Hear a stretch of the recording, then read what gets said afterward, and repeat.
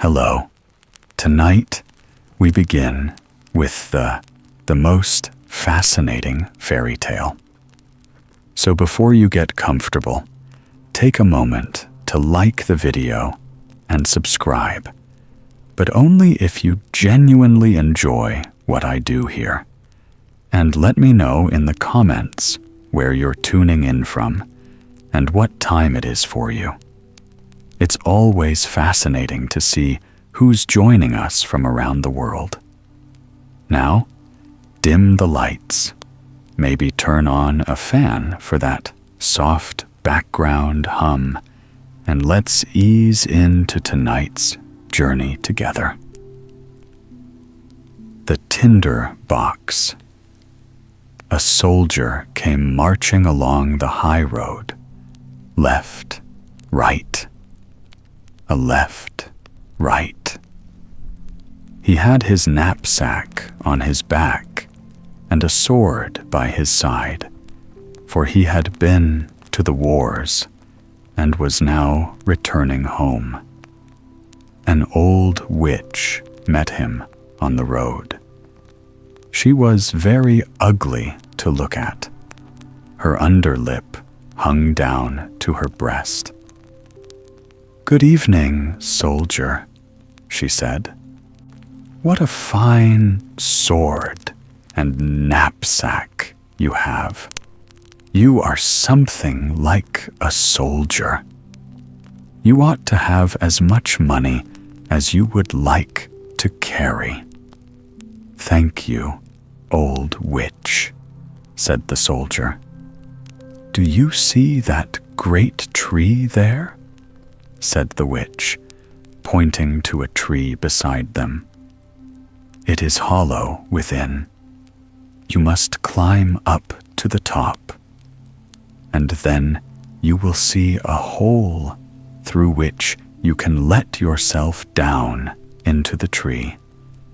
I will tie a rope round your waist, so that I may be able to pull you up again when you call." "What shall I do down there?" asked the soldier. "Get money," answered the witch. "Listen, when you reach the bottom of the tree, you will find yourself in a large hall. It is light there, for there are more than 300 lamps burning. Then you will see 3 doors, which you can open. The keys are in the locks. If you go into the first room, you will see a great chest in the middle of the floor, with a dog sitting upon it. He has eyes as large as saucers, but you needn't trouble about him. I will give you my blue check apron, which you must spread out on the floor, and then go back quickly and fetch the dog and set him upon it. Open the chest and take as much money as you like. It is copper there. If you would rather have silver, you must go into the next room, where there is a dog with eyes as large as mill wheels. But don't take any notice of him. Just set him upon my apron and help yourself to the money. If you prefer gold, you can get that too, if you go into the third room, and as much as you like to carry. But the dog that guards the chest there has eyes as large as the round tower at Copenhagen. He is a savage dog, I can tell you, but you needn't be afraid of him either. Only put him on my apron and he won't touch you, and you can take out of the chest as much gold as you like." "Come, this is not bad," said the soldier. "But what am I to give you, old witch? For surely you are not going to do this for nothing." "Yes, I am," replied the witch. "Not a single farthing will I take. For me, you shall bring nothing but an old Tinder-Box, which my grandmother forgot last time she was down there. Well, tie the rope round my waist, said the soldier. Here it is, said the witch, and here is my blue check apron. Then the soldier climbed up the tree, let himself down through the hole, and found himself standing, as the witch had said, underground in the large hall, where the 300 lamps were burning. Well, he opened the first door. Ugh, there sat the dog, with eyes as big as saucers, glaring at him.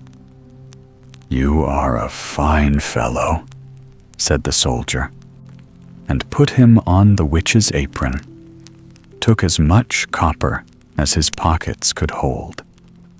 Then he shut the chest, put the dog on it again, and went into the second room.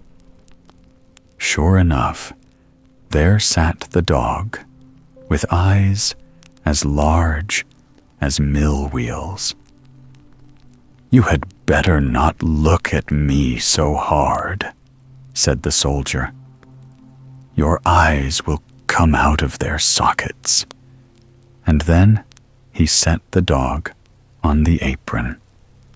When he saw all the silver in the chest, he threw away the copper he had taken, and filled his pockets and knapsack with nothing but silver. Then he went into the third room. Horrors! The dog there had 2 eyes, each as large as the round tower at Copenhagen, spinning round in his head like wheels. Good evening, said the soldier, and saluted, for he had never seen a dog like this before. But when he had examined him more closely, he thought to himself, now then, I've had enough of this, and put him down on the floor and opened the chest. Heavens, what a heap of gold there was, with all that he could buy up the whole town, and all the sugar pigs, all the tin soldiers, whips and rocking horses in the whole world. Now he threw away all the silver with which he had filled his pockets and knapsack, and filled them with gold instead. Yes, all his pockets, his knapsack, cap, and boots even, so that he could hardly walk. Now he was rich indeed. He put the dog back upon the chest, shut the door, and then called up through the tree, Now pull me up again, old witch. Have you got the Tinder-Box also? Asked the witch. Botheration, said the soldier. I had clean forgotten it. And then he went back and fetched it. The witch pulled him up, and there he stood again on the high road, with pockets, knapsack, and boots filled with gold. What do you want to do with the Tinder-Box? Asked the soldier. That doesn't matter to you, replied the witch. You have got your money. Give me my Tinder-Box. We'll see, said the soldier. Tell me at once what you want to do with it, or I will draw my sword and cut off your head. No, screamed the witch. The soldier immediately cut off her head.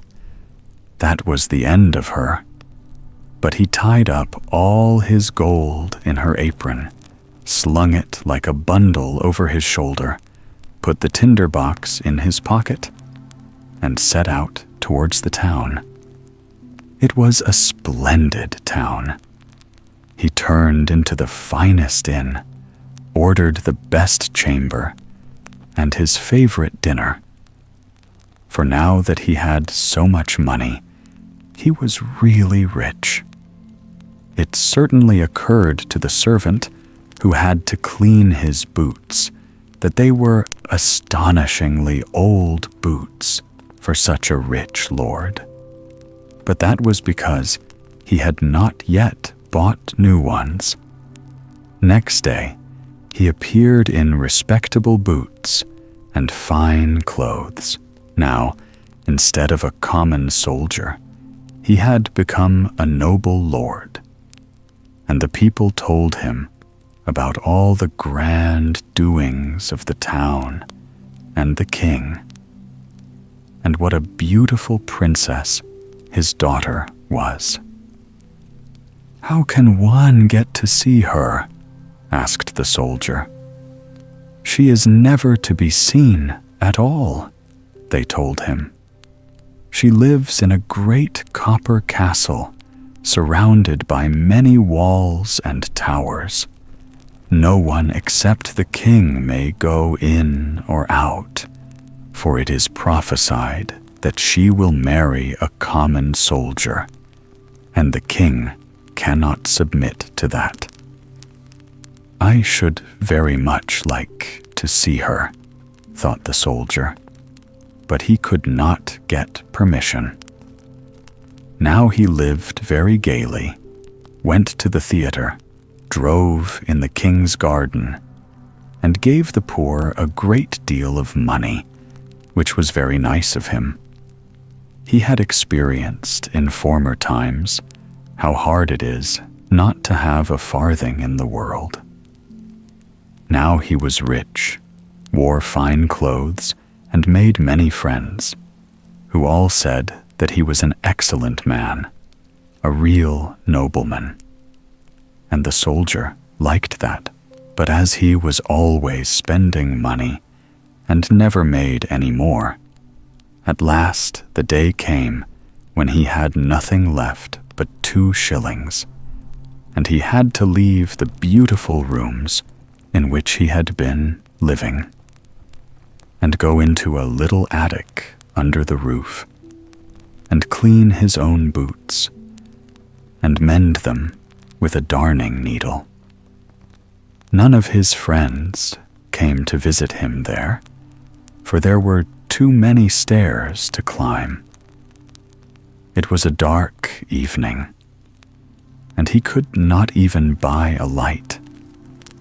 But all at once it flashed across him that there was a little end of tinder in the tinder-box, which he had taken from the hollow tree into which the witch had helped him down.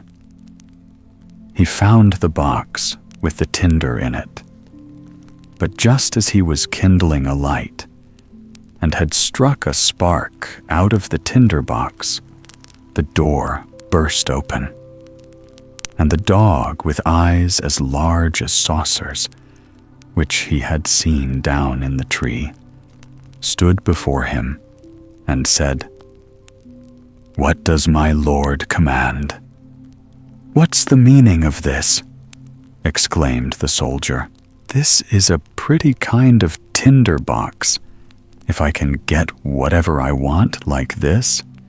"Get me money!" he cried to the dog. And hey, presto, he was off and back again, holding a great purse full of money in his mouth. Now the soldier knew what a capital tinder-box this was. If he rubbed once, the dog that sat on the chest of copper appeared. If he rubbed twice, there came the dog that watched over the silver chest. And if he rubbed 3 times, the one that guarded the gold appeared. Now The soldier went down again to his beautiful rooms and appeared once more in splendid clothes. All his friends immediately recognized him again and paid him great court. One day, he thought to himself, "It is very strange that no one can get to see the princess. They all say she is very pretty, but what's the use of that if she has to sit forever in the great copper castle with all the towers? Can I not manage to see her somehow? Where is my Tinder-Box?" And so he struck a spark, and presto, there came the dog, with eyes as large as saucers. "It is the middle of the night, I know," said the soldier, "but I should very much like to see the princess for a moment." The dog was already outside the door, and before the soldier could look round, in he came with the princess. She was lying asleep on the dog's back, and was so beautiful that anyone could see she was a real princess. The soldier really could not refrain from kissing her. He was such a thorough soldier. Then the dog ran back with the princess. But when it was morning, and the king and queen were drinking tea, the princess said that the night before she had had such a strange dream about a dog and a soldier. She had ridden on the dog's back, and the soldier had kissed her. "That is certainly a fine story," said the queen. But the next night, one of the ladies in waiting was to watch at the princess's bed, to see if it was only a dream, or if it had actually happened. The soldier had an overpowering longing to see the princess again, and so the dog came in the middle of the night and fetched her, running as fast as he could. But the lady in waiting slipped on India rubber shoes and followed them. When she saw them disappear into a large house, she thought to herself, "Now I know where it is," and made a great cross on the door with a piece of chalk. Then she went home and lay down. And the dog came back also, with the princess. But when he saw that a cross had been made on the door of the house where the soldier lived, he took a piece of chalk also, and made crosses on all the doors in the town. And that was very clever. For now, the lady in waiting could not find the right house, as there were crosses on all the doors. Early next morning, the king, queen, ladies in waiting, and officers came out to see where the princess had been. "There it is," said the king, when he saw the first door with a cross on it. "No, there it is, my dear," said the queen, when she likewise saw a door with a cross. "But here is one, and there is another," they all exclaimed. Wherever they looked, there was a cross on the door. Then they realized that the sign would not help them at all. But the queen was an extremely clever woman, who could do a great deal more than just drive in a coach. She took her great golden scissors, cut up a piece of silk, and made a pretty little bag of it. This she filled with the finest buckwheat grains and tied it round the princess' neck. This done, she cut a little hole in the bag so that the grains would strew the whole road wherever the princess went. In the night, the dog came again, took the princess on his back, and ran away with her to the soldier, who was very much in love with her, and would have liked to have been a prince, so that he might have had her for his wife.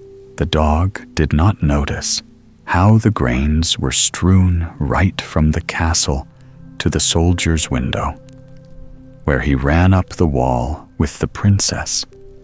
In the morning, the king and the queen saw plainly where their daughter had been, and they took the soldier and put him into prison. There he sat. Oh, how dark and dull it was there.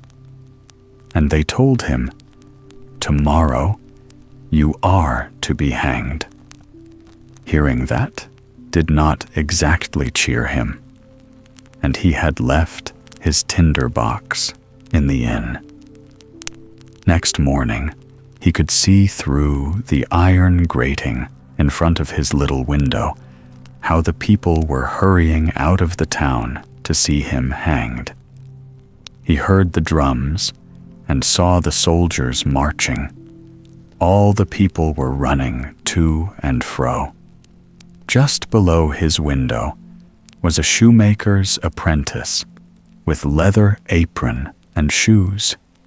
He was skipping along so merrily that one of his shoes flew off and fell against the wall, just where the soldier was sitting, peeping through the iron grating. "Oh, shoemaker's boy, you needn't be in such a hurry," once said the soldier to him. "There's nothing going on till I arrive. But if you will run back to the house where I lived and fetch me my Tinder-Box, I will give you 4 shillings. But you must put your best foot foremost." The shoemaker's boy was very willing to earn 4 shillings and fetched the Tinder-Box, gave it to the soldier, and, yes, now you shall hear. Outside the town, a great scaffold had been erected, and all round were standing the soldiers, and hundreds of thousands of people. The king and queen were sitting on a magnificent throne opposite the judges and the whole council. The soldier was already standing on the top of the ladder, but when they wanted to put the rope round his neck, he said that the fulfillment of one innocent request was always granted to a poor criminal before he underwent his punishment. He would so much like to smoke a small pipe of tobacco. It would be his last pipe in this world. The king could not refuse him this, and so he took out his Tinder-Box and rubbed it once, twice, 3 times.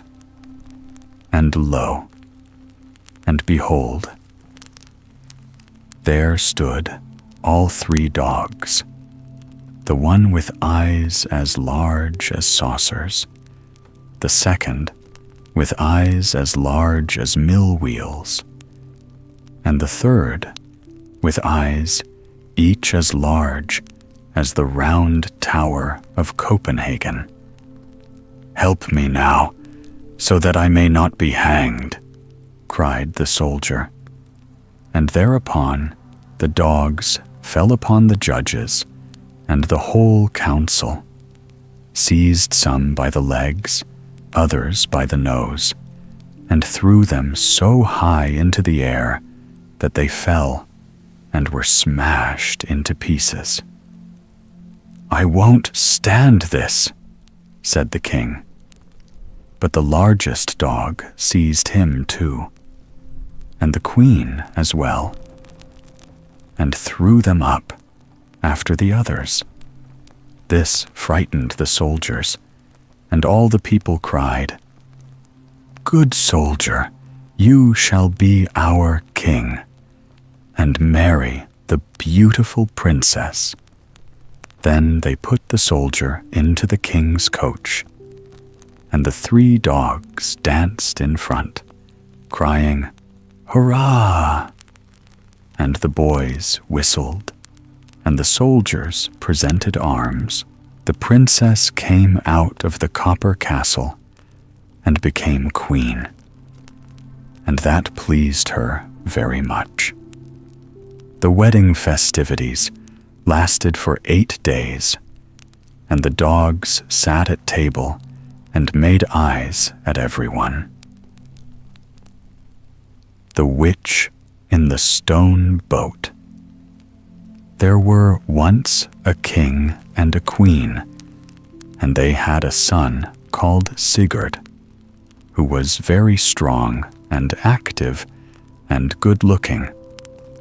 When the king came to be bowed down with the weight of years, he spoke to his son and said that now it was time for him to look out for a fitting match for himself, for he did not know how long he might last now, and he would like to see him married before he died. Sigurd was not averse to this, and asked his father where he thought it best to look for a wife. The king answered that in a certain country there was a king who had a beautiful daughter, and he thought it would be most desirable if Sigurd could get her.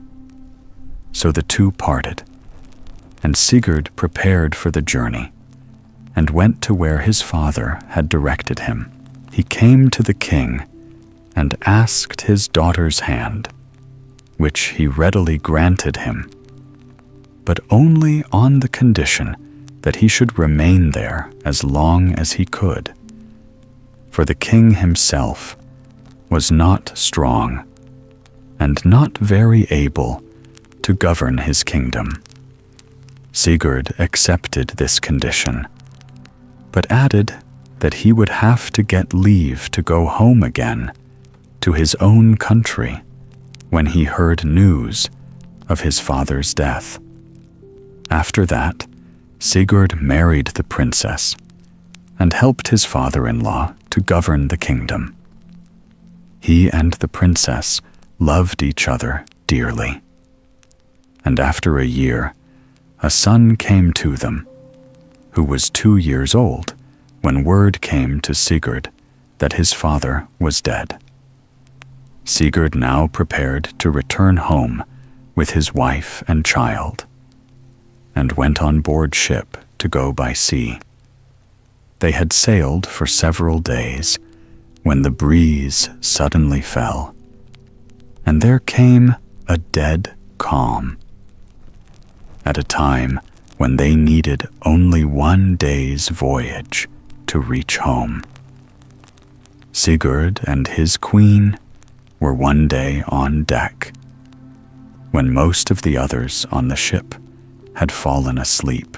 There they sat and talked for a while, and had their little son along with them.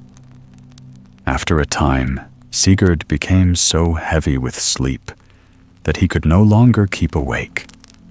So he went below and lay down, leaving the queen alone on the deck, playing with her son.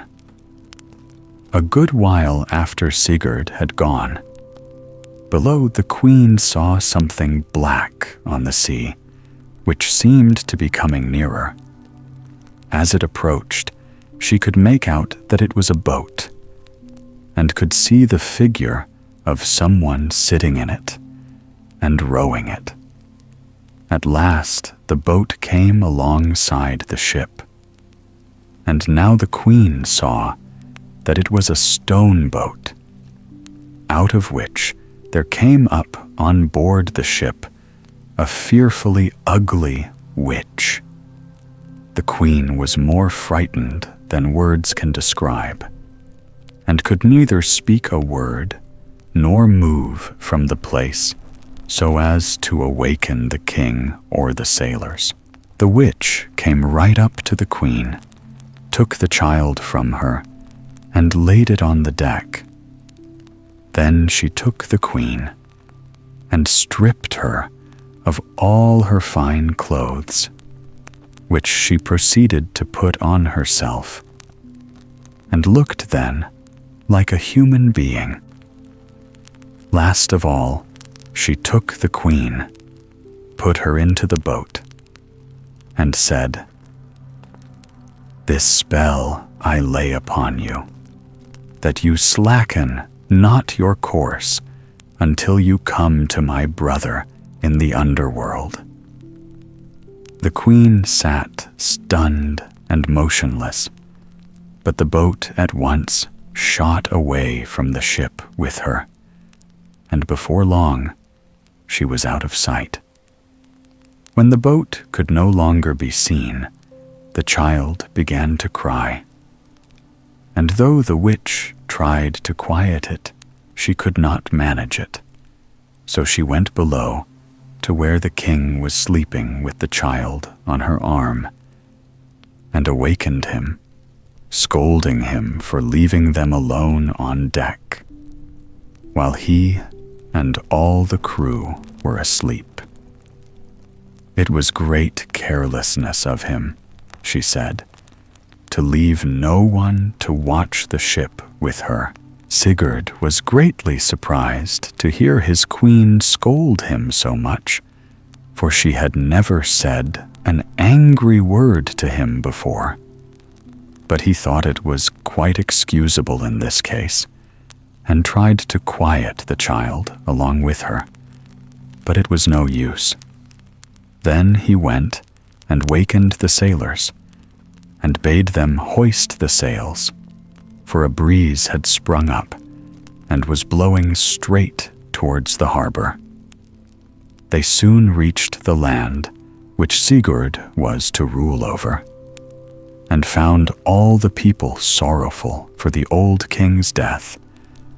But they became glad when they got Sigurd back to the court, and made him king over them.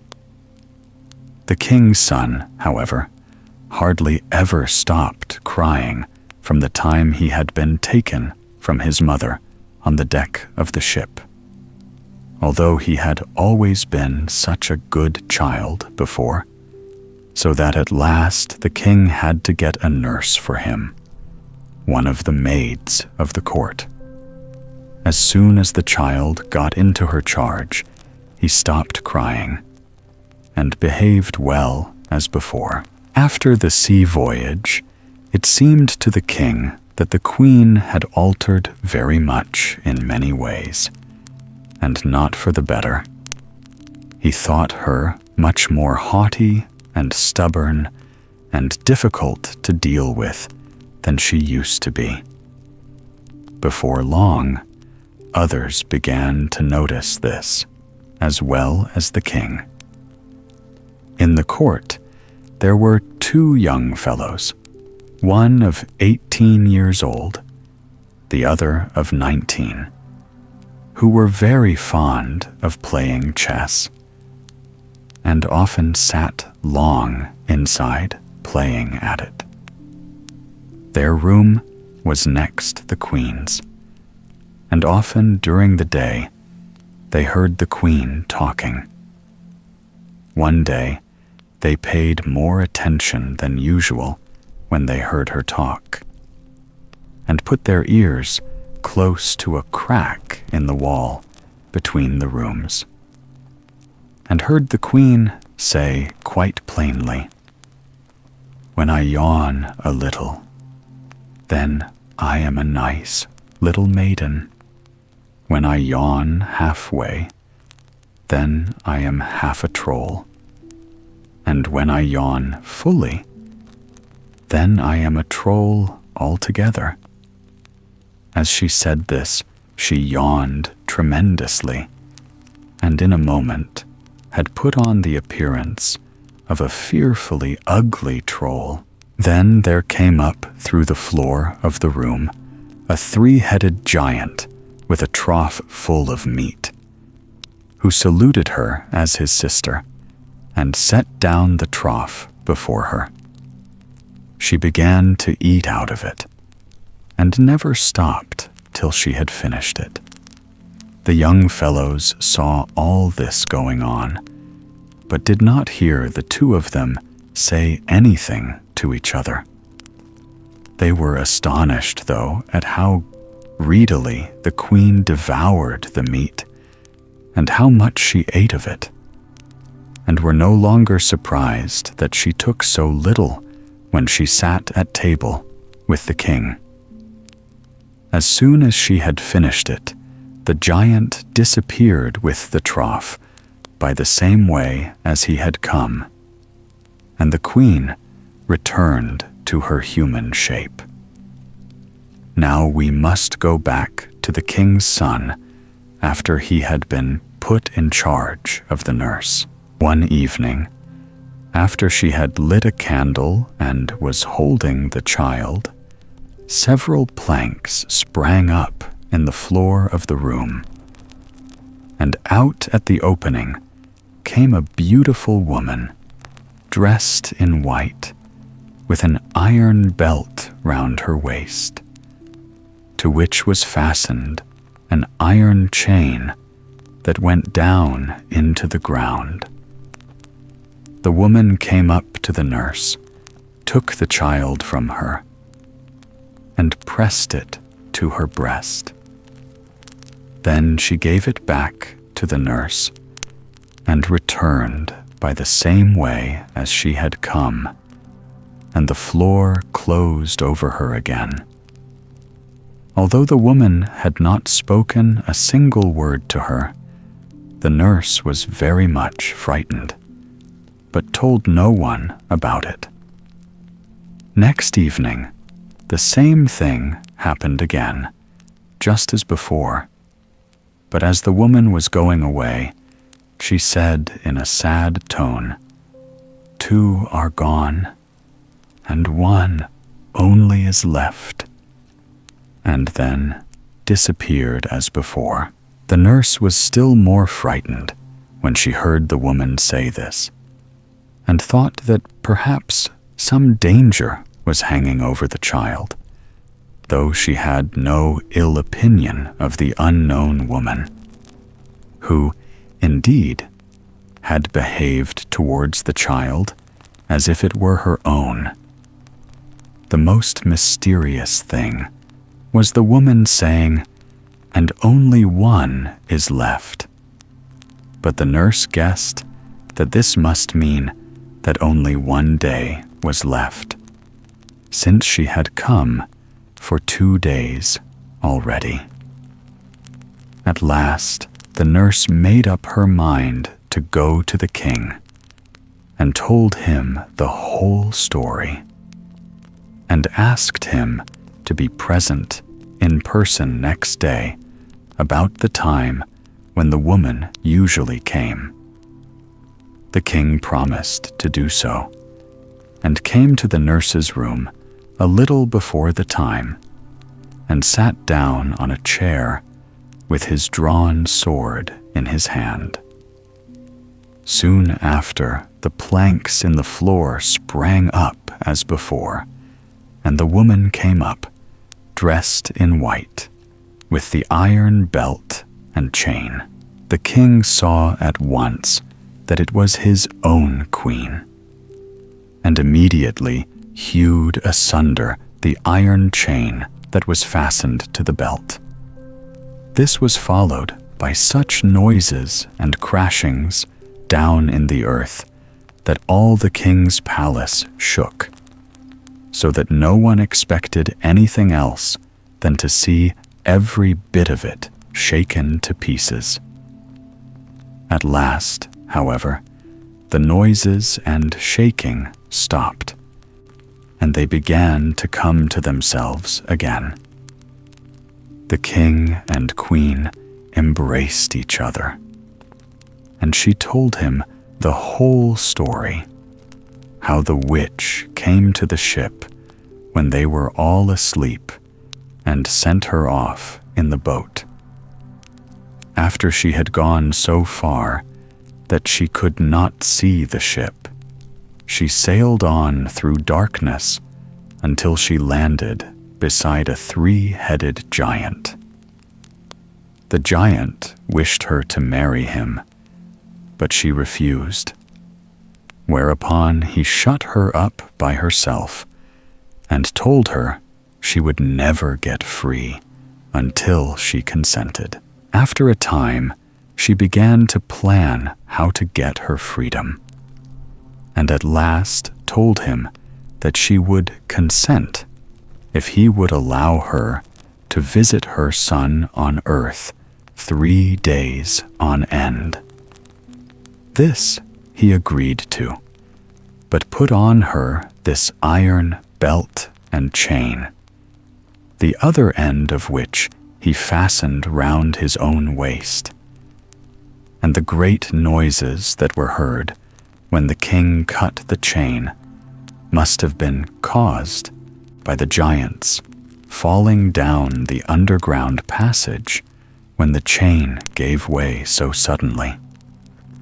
The giant's dwelling, indeed, was right under the palace, and the terrible shakings must have been caused by him in his death throes. The king now understood how the queen he had had for some time past had been so ill-tempered. He at once had a sack drawn over her head and made her be stoned to death, and after that torn in pieces by untamed horses.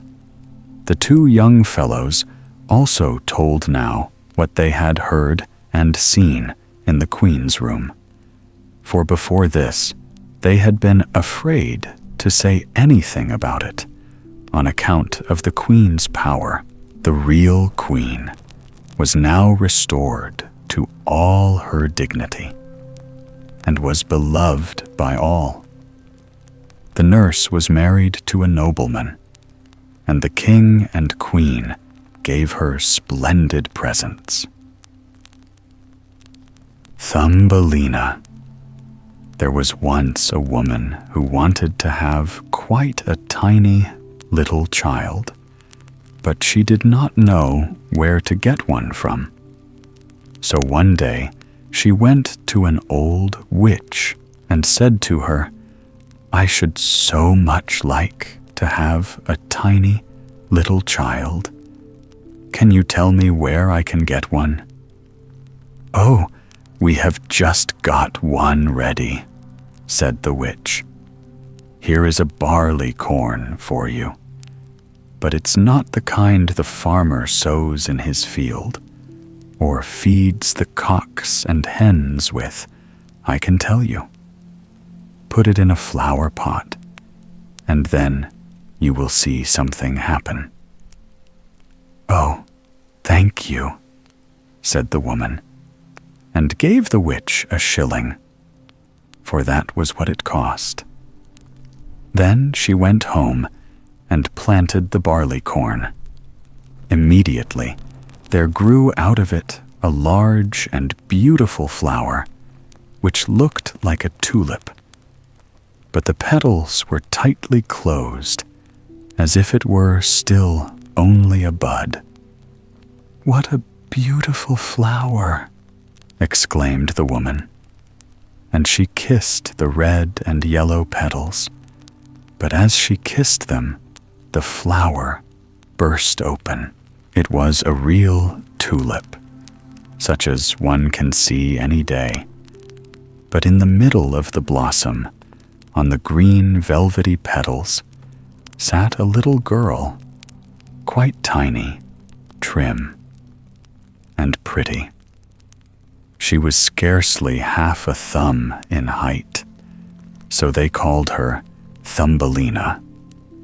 An elegant, polished walnut shell served Thumbelina as a cradle. The blue petals of a violet were her mattress, and a rose leaf her coverlid. There she lay at night, but in the daytime she used to play about on the table. Here the woman had put a bowl surrounded by a ring of flowers with their stalks in water, in the middle of which floated a great tulip petal, and on this Thumbelina sat, and sailed from one side of the bowl to the other, rowing herself with 2 white horsehairs for oars. It was such a pretty sight. She could sing too, with a voice more soft and sweet than had ever been heard before.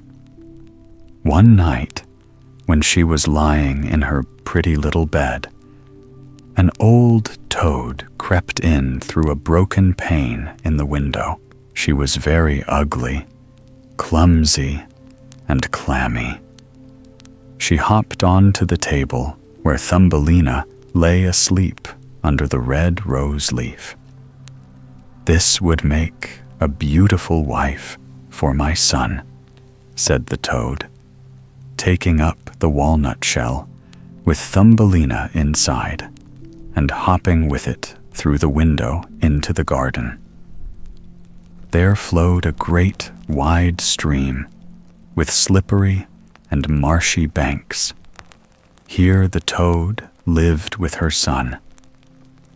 Ugh, how ugly and clammy he was, just like his mother.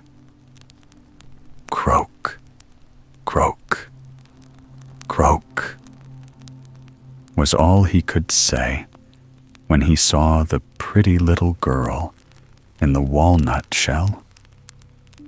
"Don't talk so loud, or you'll wake her," said the old toad. "She might escape us even now. She is as light as a feather. We will put her at once on a broad water lily leaf in the stream. That will be quite an island for her. She is so small and light.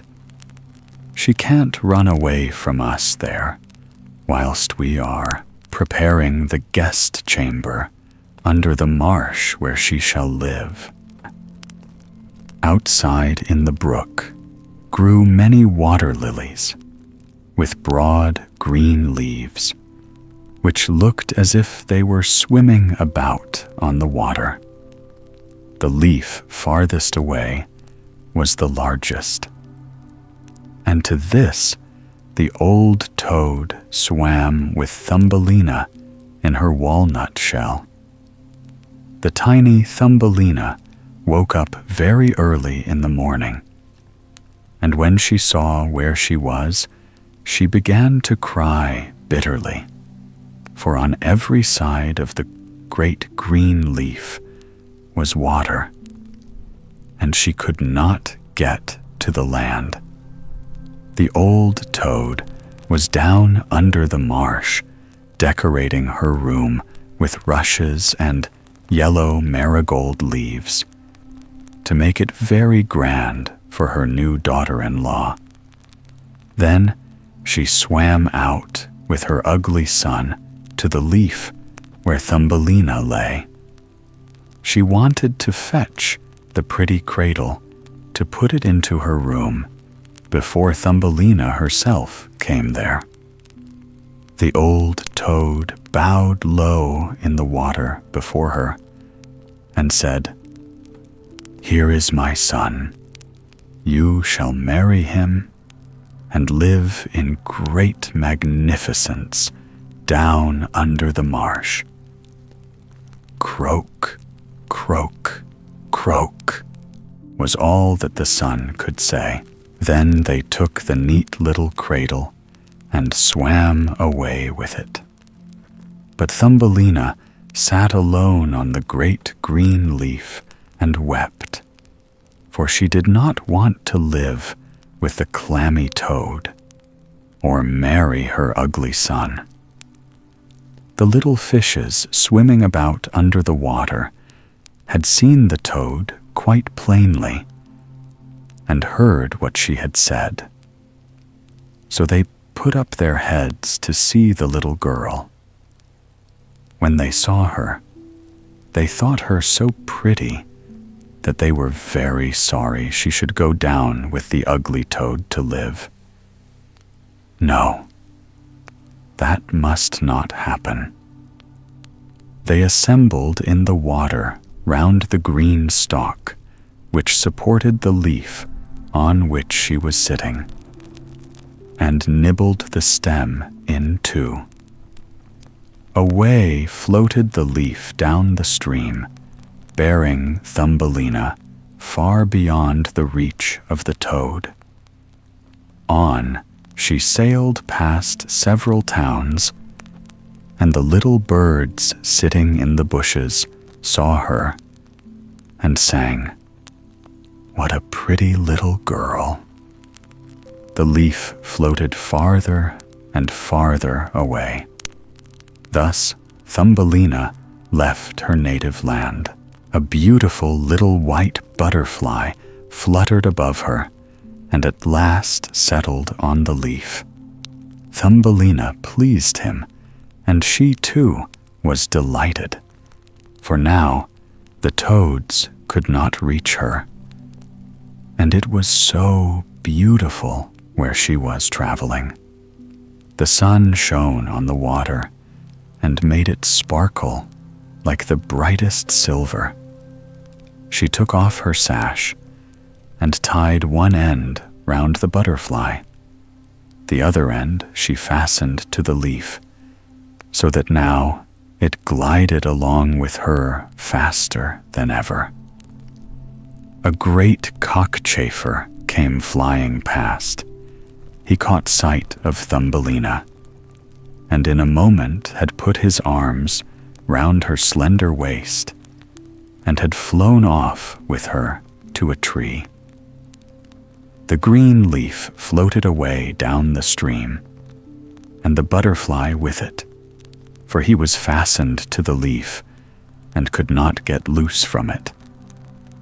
Oh dear, how terrified poor little Thumbelina was when the cockchafer flew off with her to the tree.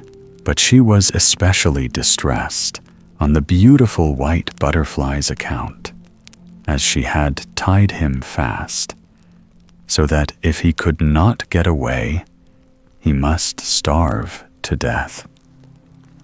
But the cockchafer did not trouble himself about that.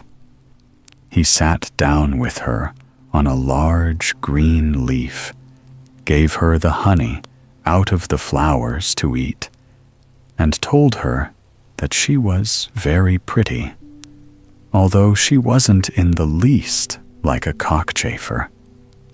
Later on, all the other cockchafers who lived in the same tree came to pay calls. They examined Thumbelina closely and remarked, "Why, she has only 2 legs. How very miserable." "She has no feelers," cried another. "How ugly she is," said all the lady chafers. And yet Thumbelina was really very pretty.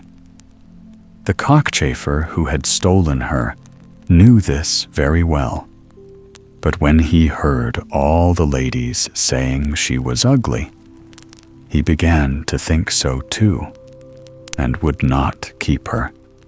She might go wherever she liked. So he flew down from the tree with her and put her on a daisy. There she sat and wept, because she was so ugly that the cockchafer would have nothing to do with her. And yet she was the most beautiful creature imaginable, so soft and delicate, like the loveliest rose leaf. The whole summer, poor little Thumbelina lived alone in the great wood.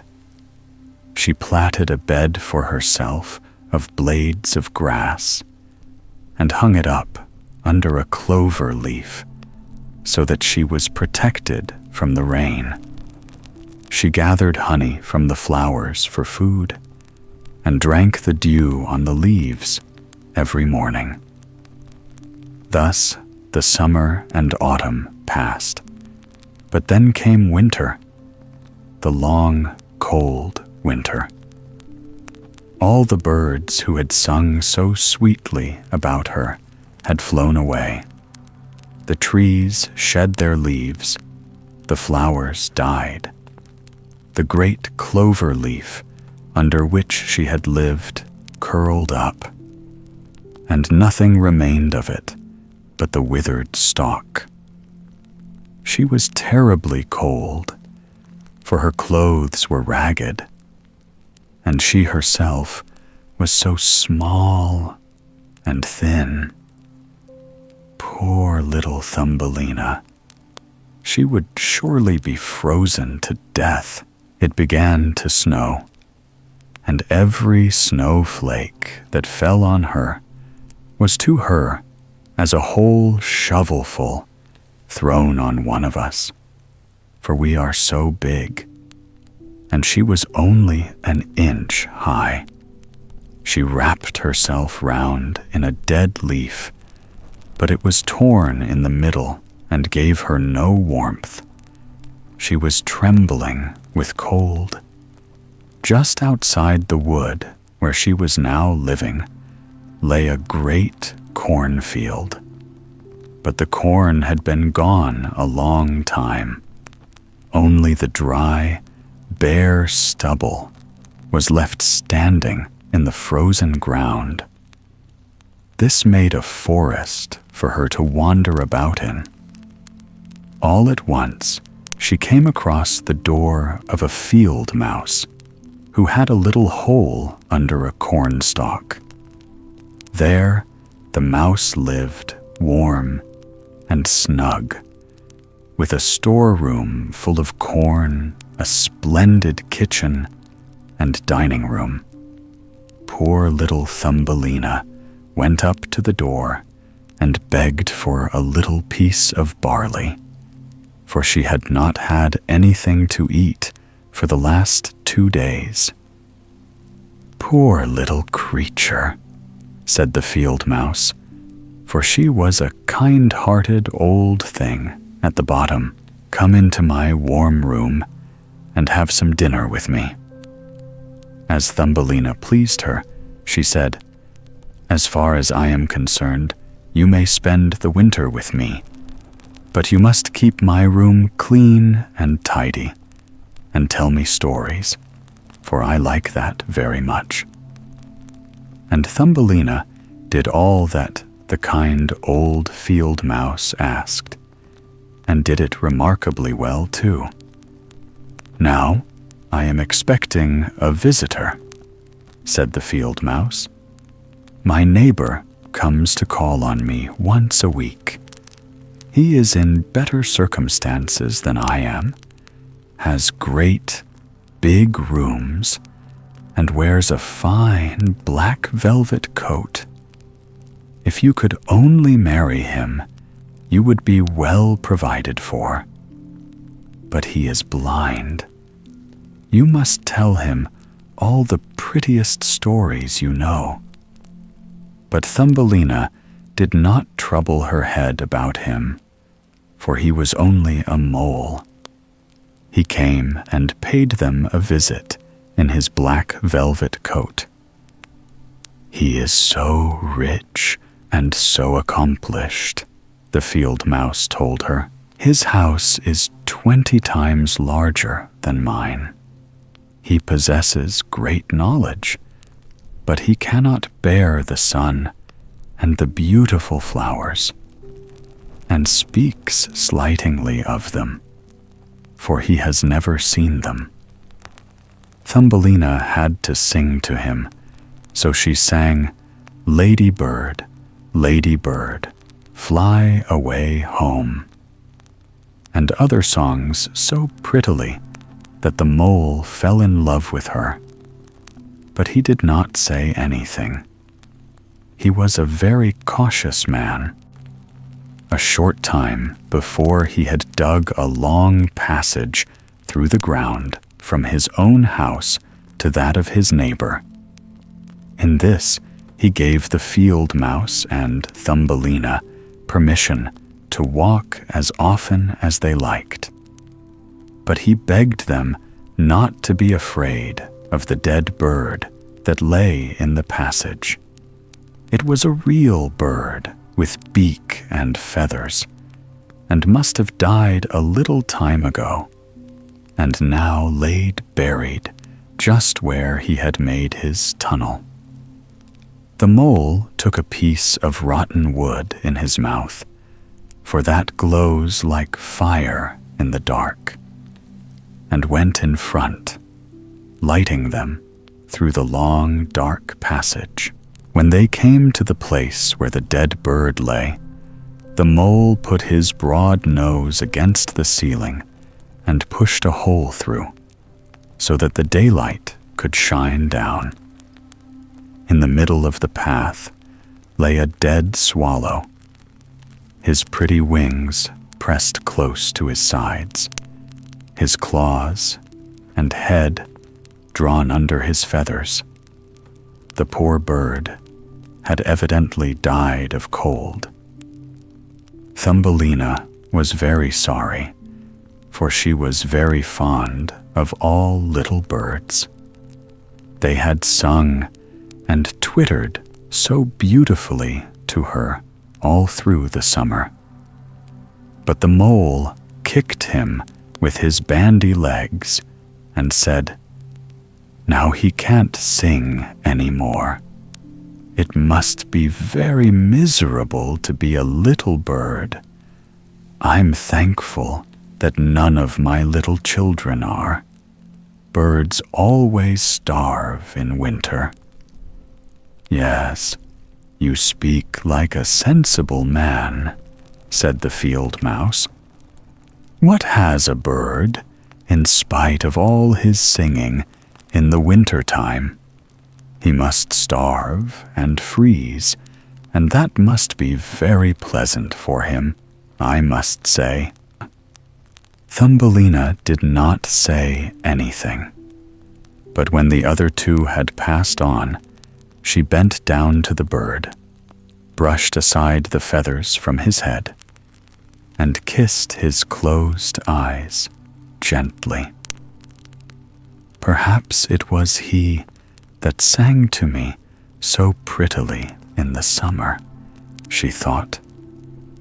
How much pleasure he did give me, dear little bird. The mole closed up the hole again, which let in the light, and then escorted the ladies home.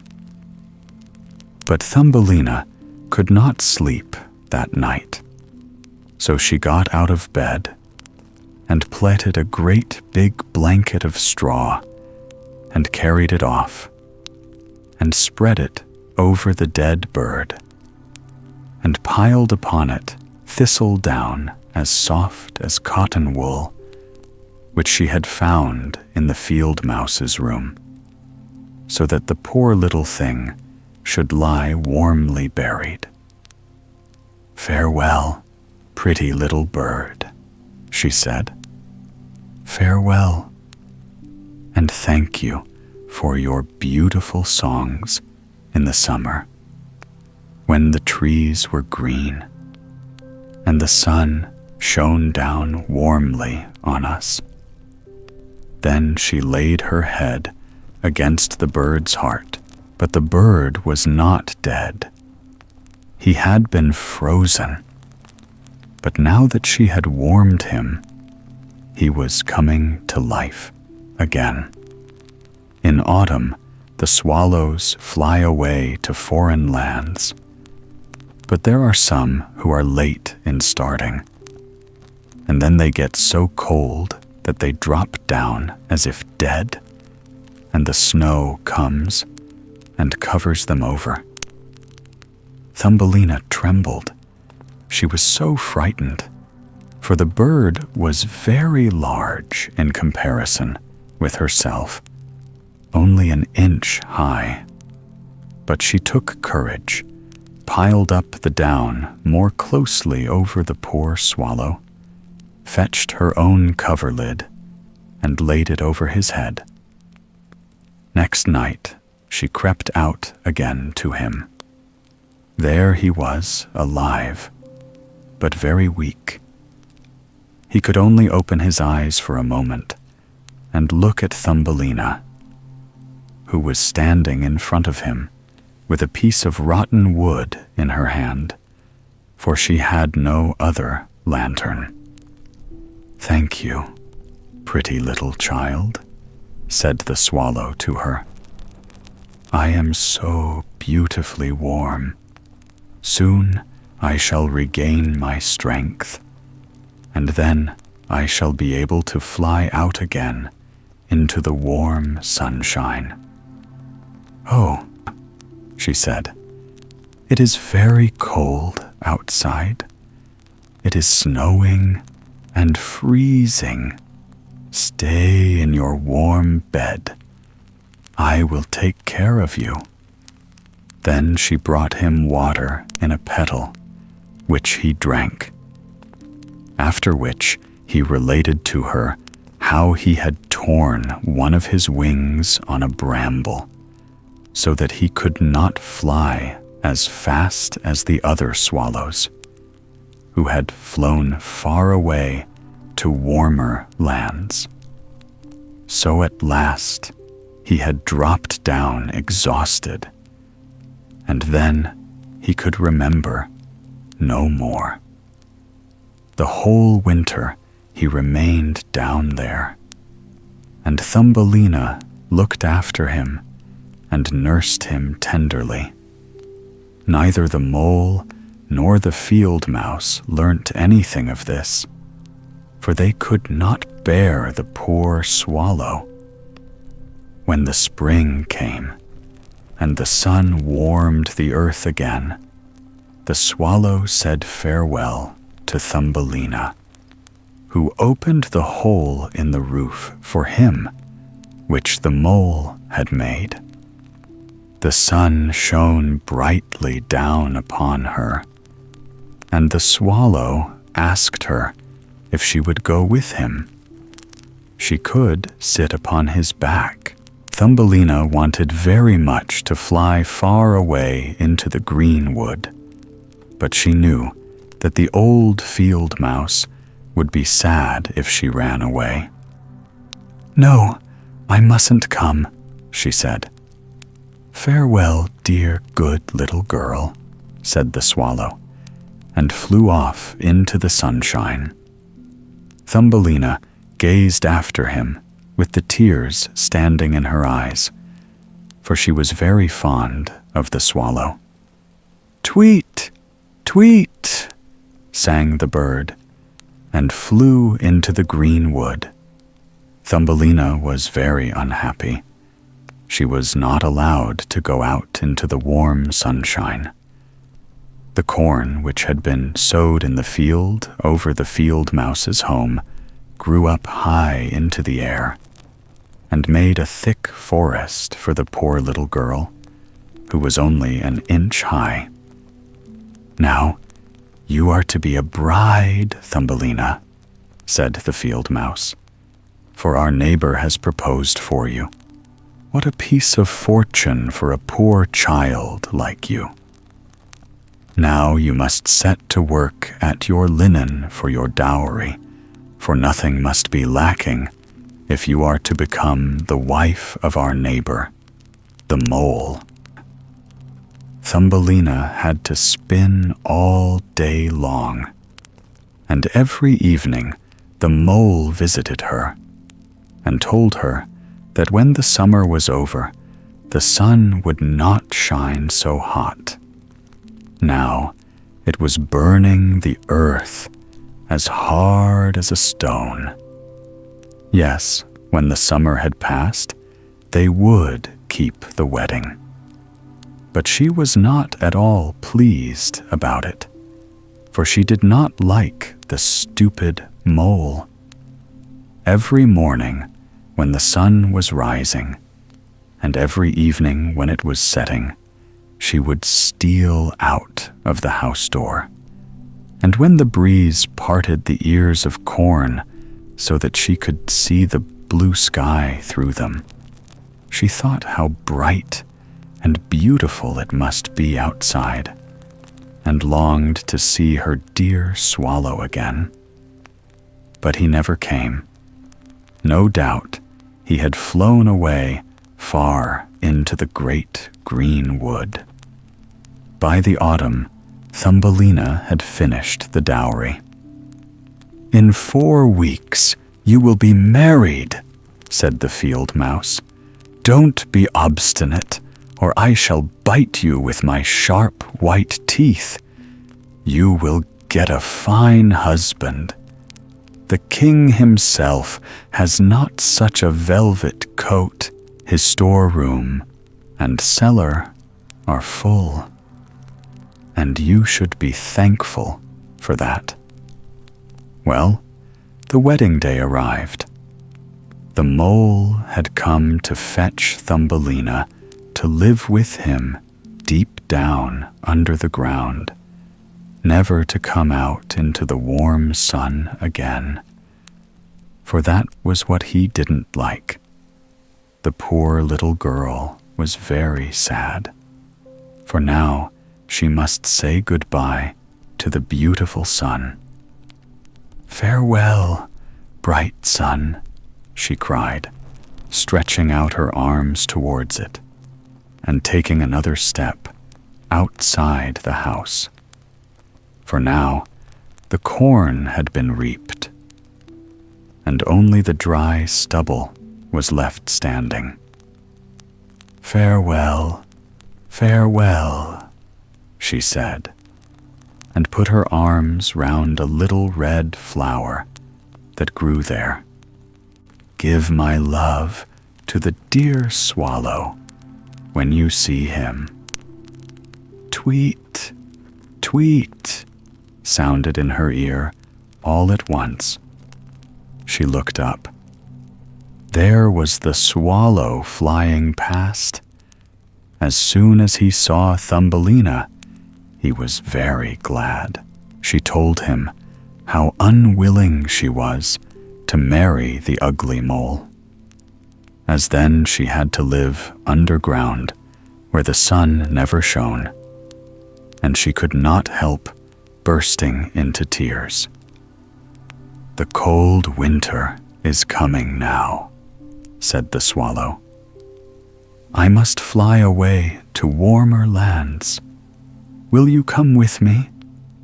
You can sit on my back, and we will fly far away from the ugly mole and his dark house, over the mountains, to the warm countries where the sun shines more brightly than here, where it is always summer, and there are always beautiful flowers.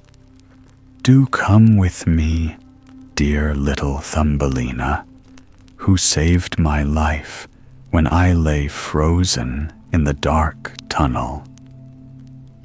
"Yes, I will go with you," said Thumbelina, and got on the swallow's back, with her feet on one of his outstretched wings. Up he flew into the air, over woods and seas, over the great mountains where the snow is always lying. And if she was cold, she crept under his warm feathers, only keeping her little head out to admire all the beautiful things in the world beneath. At last they came to warm lands. There the sun was brighter. The sky seemed twice as high, and in the hedges hung the finest green and purple grapes. In the woods grew oranges and lemons. The air was scented with myrtle and mint, and on the roads were pretty little children running about and playing with great, gorgeous butterflies. But the swallow flew on farther, and it became more and more beautiful. Under the most splendid green trees, besides a blue lake, stood a glittering white marble castle. Vines hung about the high pillars. There were many swallows' nests, and in one of these lived the swallow who was carrying Thumbelina. "Here is my house," said he, "but it won't do for you to live with me. I am not tidy enough to please you. Find a home for yourself in one of the lovely flowers that grow down there. Now I will set you down, and you can do whatever you like." "That will be splendid," said she, clapping her little hands. There lay a great white marble column, which had fallen to the ground and broken into 3 pieces. But between these grew the most beautiful white flowers. The swallow flew down with Thumbelina and set her upon one of the broad leaves. But there, to her astonishment, she found a tiny little man sitting in the middle of the flower, as white and transparent as if he were made of glass. He had the prettiest golden crown on his head and the most beautiful wings on his shoulders. He himself was no bigger than Thumbelina. He was the spirit of the flower. In each blossom there dwelt a tiny man or woman, but this one was the king over the others. "How handsome he is," whispered Thumbelina to the swallow. The little prince was very much frightened at the swallow, for in comparison with one so tiny as himself, he seemed a giant. But when he saw Thumbelina, he was delighted, for she was the most beautiful girl he had ever seen. So he took his golden crown from off his head and put it on hers, asking her name, and if she would be his wife, and then she would be queen of all the flowers. Yes, he was a different kind of husband to the son of the toad and the mole with the black velvet coat. So she said yes to the noble prince, and out of each flower came a lady and gentleman, each so tiny and pretty that it was a pleasure to see them. Each brought Thumbelina a present, but the best of all was a beautiful pair of wings which were fastened onto her back, and now she too could fly from flower to flower. They all wished her joy, and the swallow sat above in his nest and sang the wedding march, and that he did as well as he could. But he was sad, because he was very fond of Thumbelina and did not want to be separated from her. "You shall not be called Thumbelina," said the spirit of the flower to her. "That is an ugly name, and you are much too pretty for that. We will call you May Blossom. Farewell, farewell," said the little swallow with a heavy heart, and flew away to farther lands. Brr. right back to Denmark. There, he had a little nest above a window where his wife lived, who can tell fairy stories. Tweet, tweet, he sang to her. And that is the way we learnt the whole story. The Nightingale. In China, as I dare say you know, the emperor is a Chinaman, and all his courtiers are also Chinamen. The story I am going to tell you happened many years ago, but it is worthwhile for you to listen to it before it is forgotten. The emperor's palace was the most splendid in the world, all made of priceless porcelain, but so brittle and delicate that you had to take great care how you touched it. In the garden were the most beautiful flowers, and on the loveliest of them were tied silver bells which tinkled, so that if you passed, you could not help looking at the flowers. Everything in the emperor's garden was admirably arranged, with a view to effect. And the garden was so large that even the gardener himself did not know where it ended. If you ever got beyond it, you came to a stately forest with great trees and deep lakes in it. The forest sloped down to the sea, which was a clear blue.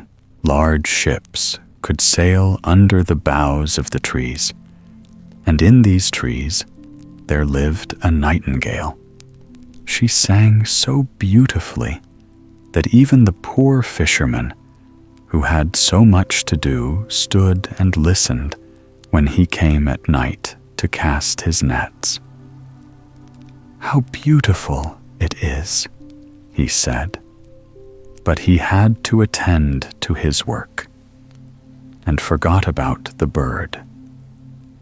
But when she sang the next night, and the fisherman came there again, he said the same thing. "How beautiful it is." From all the countries round came travelers to the emperor's town, who were astonished at the palace and the garden. But when they heard the nightingale, they all said, "This is the finest thing after all." The travelers told all about it when they went home, and learned scholars wrote many books upon the town, the palace, and the garden. But they did not forget the nightingale. She was praised the most, and all the poets composed splendid verses on the nightingale in the forest by the deep sea. The books were circulated throughout the world, and some of them reached the emperor. He sat in his golden chair and read and read. He nodded his head every moment, for he liked reading the brilliant accounts of the town, the palace, and the garden. But the nightingale is better than all, he saw written. "What is that?" said the emperor. "I don't know anything about the nightingale. Is there such a bird in my empire, and so near as in my garden? I have never heard it. Fancy reading for the first time about it in a book." And he called his first lord to him. He was so proud that if anyone of lower rank than his own ventured to speak to him or ask him anything, he would say nothing but "P," and that does not mean anything. Here is a most remarkable bird, which is called "A nightingale," said the emperor. "They say it is the most glorious thing in my kingdom. Why has no one ever said anything to me about it? I have never before heard it mentioned," said the First Lord. "I will look for it and find it." But where was it to be found? The First Lord ran up and down stairs, through the halls and corridors, but none of those he met had ever heard of the nightingale. And the First Lord ran again to the emperor and told him that it must be an invention on the part of those who had written the books. "Your Imperial Majesty cannot really believe all that is written. There are some inventions called the black art. But the book in which I read this," said the emperor, "is sent me by His Great Majesty, the Emperor of Japan, so it cannot be untrue, and I will hear the nightingale.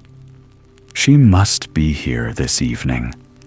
She has my gracious permission to appear, and if she does not, the whole court shall be trampled underfoot after supper." "Tsing-pei," said the First Lord, and he ran up and down stairs, through the halls and corridors, and half the court ran with him, for they did not want to be trampled underfoot. Everyone was asking after the wonderful nightingale, which all the world knew of, except those at court. At last they met a poor little girl in the kitchen, who said, "Oh, I know the nightingale well. How she sings. I have permission to carry the scraps over from the court meals to my poor sick mother. And when I am going home at night, tired and weary, and rest for a little in the wood, then I hear the nightingale singing. It brings tears to my eyes, and I feel as if my mother were kissing me." "Little kitchen maid," said the First Lord, "I will give you a place in the kitchen, and you shall have leave to see the emperor at dinner, if you can lead us to the nightingale, for she is invited to come to court this evening." And so they all went into the wood where the nightingale was wont to sing, and half the court went too. When they were on the way there, they heard a cow mooing. "Oh," said the courtiers, "now we have found her. What a wonderful power for such a small beast to have. I am sure we have heard her before." "No, that is a cow mooing," said the little kitchen maid. "We are still a long way off." Then the frogs began to croak in the marsh. "Splendid," said the Chinese chaplain. "Now we hear her. It sounds like a little church bell." No, those are frogs," said the little kitchen maid. "But I think we shall soon hear her now." Then the nightingale began to sing. "There she is," cried the little girl. "Listen, she is sitting there."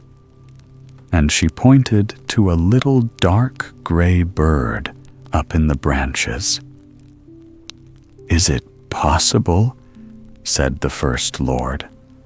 "I should never have thought it. How ordinary she looks. She must surely have lost her feathers because she sees so many distinguished men round her."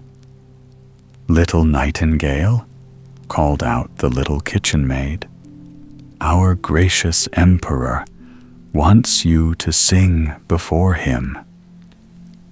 "With the greatest of pleasure," said the nightingale, and she sang so gloriously that it was a pleasure to listen. "It sounds like glass bells," said the First Lord. "And look how her little throat works. It is wonderful that we have never heard her before. She will be a great success at court. Shall I sing once more for the emperor?" asked the nightingale, thinking that the emperor was there. "My esteemed little nightingale," said the First Lord, "I have the great pleasure to invite you to court this evening, where His gracious Imperial Highness will be enchanted with your charming song." "It sounds best in the green wood," said the nightingale. But still, she came gladly when she heard that the emperor wished it. At the palace, everything was splendidly prepared. The porcelain walls and floors glittered in the light of many thousand gold lamps. The most gorgeous flowers, which tinkled out well, were placed in the corridors. There was such a hurrying and draught that all the bells jingled so much that one couldn't hear oneself speak. In the center of the great hall, where the emperor sat, was a golden perch, on which the nightingale sat. The whole court was there, and the little kitchen maid was allowed to stand behind the door, now that she was a court cook. Everyone was dressed in his best, and everyone was looking towards the little gray bird, to whom the emperor nodded. The nightingale sang so gloriously that the tears came into the emperor's eyes and ran down his cheeks. Then the nightingale sang even more beautifully. It went straight to all hearts. The emperor was so delighted that he said she should wear his gold slipper round her neck. But the nightingale thanked him and said she had had enough reward already. "I have seen tears in the emperor's eyes. That is a great reward. An emperor's tears have such power." Then she sang again with her gloriously sweet voice. "That is the most charming coquetry I have ever seen," said all the ladies round, and they all took to holding water in their mouths that they might gurgle whenever anyone spoke to them. Then they thought themselves nightingales. Yes, the lackeys and chambermaids announced that they were pleased, which means a great deal, for they are the most difficult people of all to satisfy. In short, the nightingale was a real success. She had to stay at court now. She had her own cage and permission to walk out twice in the day and once at night. She was given 12 servants, who each held a silken string, which was fastened round her leg. There was little pleasure in flying about like this. The whole town was talking about the wonderful bird, and when two people met each other, one would say, "Nightin," and the other, "Gale," and then they would both sigh and understand one another. Yes, and 11 grocers' children were called after her, but not one of them could sing a note. One day, the emperor received a large parcel on which was written, "The Nightingale," and "Here is another new book about our famous bird," said the emperor. But it was not a book, but a little mechanical toy, which lay in a box, an artificial nightingale, which was like the real one, only that it was set all over with diamonds, rubies, and sapphires. When it was wound up, it could sing the piece the real bird sang, and moved its tail up and down, and glittered with silver and gold. Round its neck was a little collar on which was written, "The Nightingale of the Emperor of Japan is nothing compared to that of the Emperor of China." "This is magnificent," they all said. And the man who had brought the clockwork bird received on the spot the title of Bringer of the Imperial First Nightingale. Now they must sing together. What a duet we shall have. And so they sang together, but their voices did not blend. For the real nightingale sang in her way, and the clockwork bird sang waltzes. "It is not its fault," said the bandmaster. "It keeps very good time, and is quite after my style." Then the artificial bird had to sing alone.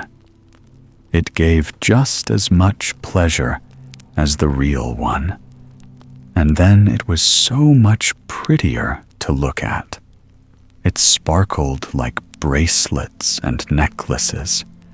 33 times it sang the same piece without being tired. People would like to have heard it again.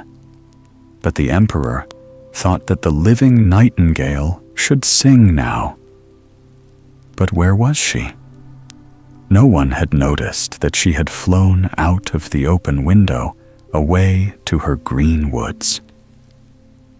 "What shall we do?" said the emperor. And all the court scolded and said that the nightingale was very ungrateful. "But we have still the best bird," they said. And the artificial bird had to sing again. And that was the 34th time they had heard the same piece. But they did not yet know it by heart. It was much too difficult, and the bandmaster praised the bird tremendously. Yes, he assured them it was better than a real nightingale, not only because of its beautiful plumage and diamonds, but inside as well. "For see, my lords and ladies, and your imperial majesty, with the real nightingale, one can never tell what will come out. But all is known about the artificial bird. You can explain it, you can open it, and show people where the waltzes lie, how they go, and how one follows the other." "That's just what we think," said everyone. And the bandmaster received permission to show the bird to the people the next Sunday. They should hear it sing, commanded the emperor. And they heard it, and they were as pleased as if they had been intoxicated with tea after the Chinese fashion. And they all said, "Oh," and held up their forefingers and nodded time. But the poor fisherman, who had heard the real nightingale, said, "This one sings well enough. The tunes glide out, but there is something wanting. I don't know what." The real nightingale was banished from the kingdom. The artificial bird was put on silken cushions by the emperor's bed.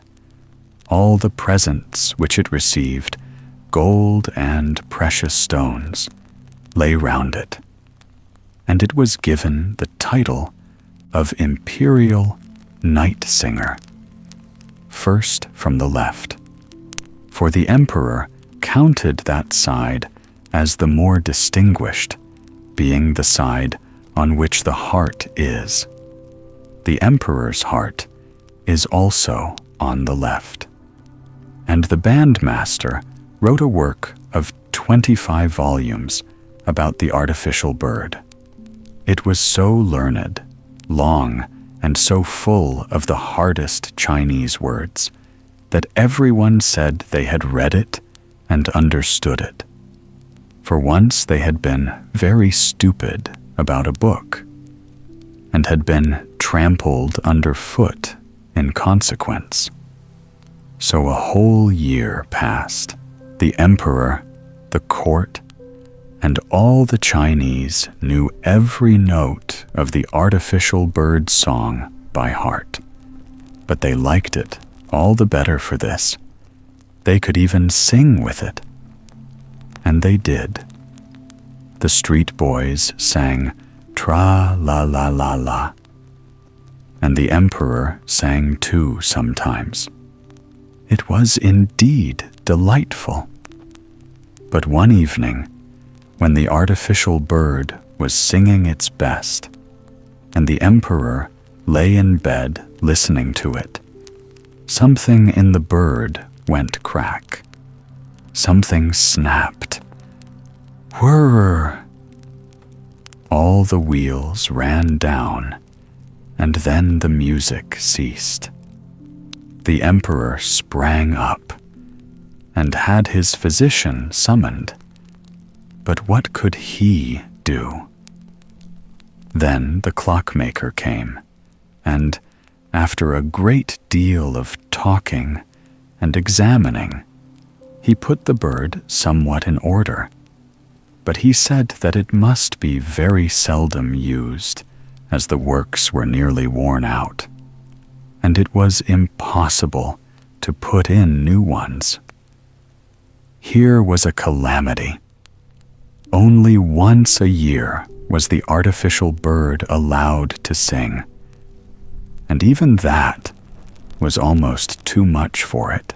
But then the bandmaster made a little speech full of hard words, saying that it was just as good as before. And so, of course, it was just as good as before. So 5 years passed, and then a great sorrow came to the nation. The Chinese look upon their emperor as everything, and now he was ill, and not likely to live, it was said. Already a new emperor had been chosen, and the people stood outside in the street and asked the first lord how the old emperor was. "P," said he, and shook his head. Cold and pale lay the emperor in his splendid great bed. The whole court believed him dead, and one after the other left him to pay their respects to the new emperor. Everywhere in the halls and corridors, cloth was laid down so that no footstep could be heard. And everything was still, very, very still. And nothing came to break the silence. The emperor longed for something to come and relieve the monotony of this death-like stillness. If only someone would speak to him. If only someone would sing to him. Music would carry his thoughts away and would break the spell lying on him. The moon was streaming in at the open window, but that too was silent, quite silent. "Music, music!" cried the emperor. "You little bright golden bird, sing, do sing. I gave you gold and jewels. I have hung my gold slipper round your neck with my own hand.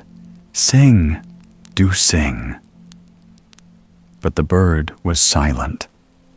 There was no one to wind it up, and so it could not sing. And all was silent, so terribly silent.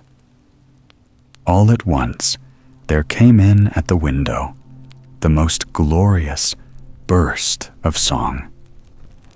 It was the little living nightingale, who, sitting outside on a bough, had heard the need of her emperor and had come to sing to him of comfort and hope. And as she sang, the blood flowed quicker and quicker in the emperor's weak limbs, and life began to return. "Thank you, said the emperor. "You divine little bird. I know you. I chased you from my kingdom, and you have given me life again. How can I reward you?" "You have done that already," said the nightingale. "I brought tears to your eyes the first time I sang. I shall never forget that. They are jewels that rejoice a singer's heart. But now sleep and get strong again.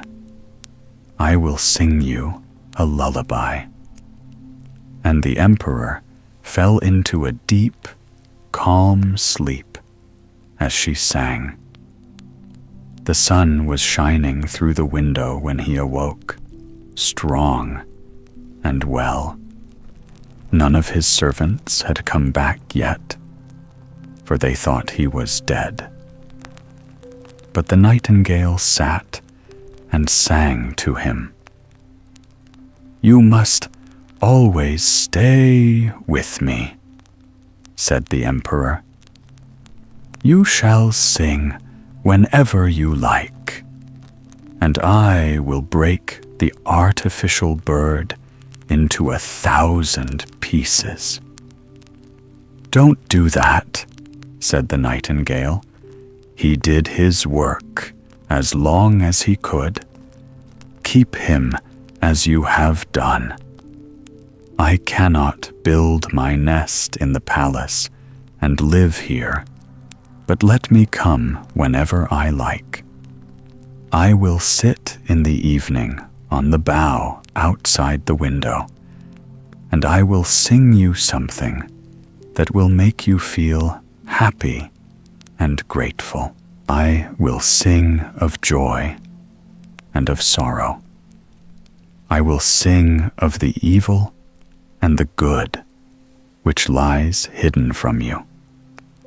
The little singing bird flies all around, to the poor fisherman's hut, to the farmer's cottage, to all those who are far away from you and your court. I love your heart more than your crown, though that has about it a brightness as of something holy. Now I will sing to you again, but you must promise me one thing. "Anything," said the emperor, standing up in his imperial robes, which he had himself put on, and fastening on his sword, richly embossed with gold. "One thing I beg of you," don't tell anyone that you have a little bird who tells you everything. It will be much better not to." Then the nightingale flew away. The servants came in to look at their dead emperor. The emperor said, "Good morning." Hermod and Hadvor. Once upon a time, there were a king and a queen who had an only daughter called Hadvor, who was fair and beautiful, and being an only child, was heir to the kingdom. The king and queen had also a foster son named Hermod, who was just about the same age as Hadvor, and was good-looking, as well as clever at most things. Hermod and Hadvor often played together while they were children, and liked each other so much that while they were still young, they secretly plighted their troth to each other. As time went on, the queen fell sick, and suspecting that it was her last illness, sent for the king to come to her. When he came, she told him that she had no long time to live, and therefore wished to ask one thing of him, which was that if he married another wife, he should promise to take no other one than the Queen of Hetland the Good. The king gave the promise, and thereafter the queen died. Time went past, and the king, growing tired of living alone, fitted out his ship and sailed out to sea. As he sailed, there came upon him so thick a mist that he altogether lost his bearings. But after long trouble, he found land. There he laid his ship to, and went on shore all alone. After walking for some time, he came to a forest, into which he went a little way, and stopped. Then he heard sweet music from a harp, and went in the direction of the sound until he came to a clearing. And there he saw 3 women, one of whom sat on a golden chair, and was beautifully and grandly dressed. She held a harp in her hands, and was very sorrowful. The second was also finely dressed, but younger in appearance, and also sat on a chair, but it was not so grand as the first ones. The third stood beside them, and was very pretty to look at. She had a green cloak over her other clothes, and it was easy to see that she was maid to the other 2. After the king had looked at them for a little, he went forward and saluted them. The one that sat on the golden chair asked him who he was and where he was going, and he told her all the story, how he was a king and had lost his queen, and was now on his way to Hetland the Good, to ask the queen of that country in marriage. She answered that fortune had contrived this wonderfully, for pirates had plundered Hetland and killed the king, and she had fled from the land in terror, and had come hither after great trouble. And she was the very person he was looking for, and the others were her daughter and maid. The king immediately asked her hand. She gladly received his proposal and accepted him at once. Thereafter, they all set out, and made their way to the ship. And after that, nothing is told of their voyage until the king reached his own country. There he made a great feast and celebrated his marriage with this woman. And after that, things are quiet for a time. Hermod and Hadvor took but little notice of the queen and her daughter. But on the other hand, Hadvor and the queen's maid, whose name was Olaf, were very friendly, and Olaf came often to visit Hadvor in her castle. Before long, the king went out to war, and no sooner was he away than the queen came to talk with Hermod, and said that she wanted him to marry her daughter. Hermod told her straight and plain that he would not do so, at which the queen grew terribly angry, and said that in that case neither should he have Hadvor, for she would now lay this spell on him, that he should go to a desert island, and there be a lion by day and a man by night. He should also think always of Hadvor, which would cause him all the more sorrow. And from this spell he should never be freed until Hadvor burned the lion's skin, and that would not happen very soon.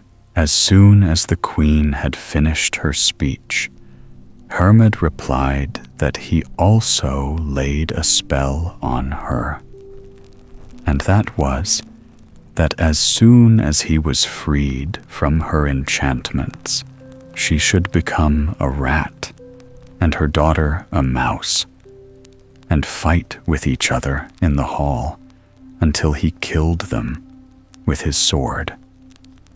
After this, Hermod disappeared, and no one knew what had become of him. The queen caused search to be made for him, but he could nowhere be found. One time, when Olaf was in the castle beside Hadvor, she asked the princess if she knew where Hermod had gone to. At this, Hadvor became very sad and said that she did not. "I shall tell you then," said Olaf, "for I know about it. Hermod has disappeared through the wicked devices of the queen, for she is a witch, and so is her daughter, though they have put on these beautiful forms. Because Hermod would not fall in with the queen's plans and marry her daughter, she has laid a spell on him to go on an island and be a lion by day and a man by night, and never be freed from this until you burn the lion's skin. Besides," said Olaf, "she has looked out a match for you. She has a brother in the underworld, a three-headed giant, whom she means to turn into a beautiful prince and get him married to you. This is no new thing for the queen. She took me away from my parents' house and compelled me to serve her. But she has never done me any harm, for the green cloak I wear protects me against all mischief." Hadvor now became still sadder than before at the thought of the marriage destined for her, and entreated Olaf to think of some plan to save her. "I think," said Olaf, "that your wooer will come up through the floor of the castle to you. And so you must be prepared when you hear the noise of his coming, and the floor begins to open, and have at hand blazing pitch and pour plenty of it into the opening. That will prove too much for him." About this time, the king came home from his expedition and thought it a great blow that no one knew what had become of Hermod. But the queen consoled him as best she could, and after a time, the king thought less about his disappearance. Hadvor remained in her castle and had made preparations to receive her wooer when he came. One night, not long after, a loud noise and rumbling was heard under the castle. Hadvor at once guessed what it was and told her maids to be ready to help her. The noise and thundering grew louder and louder until the floor began to open, whereupon Hadvor made them take the cauldron of pitch and pour plenty of it into the opening.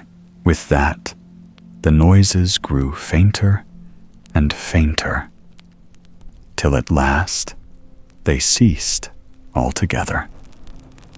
Next morning, the queen rose early and went out to the palace gate, and there she found her brother, the giant, lying dead. She went up to him and said, "I pronounce this spell, that you become a beautiful prince, and that Hadvor shall be unable to say anything against the charges that I shall bring against her." The body of the dead giant now became that of a beautiful prince, and the queen went in again. "I don't think," said she to the king, "that your daughter is as good as she is said to be. My brother came and asked her hand, and she has had him put to death. I have just found his dead body lying at the palace gate." The king went along with the queen to see the body, and thought it all very strange.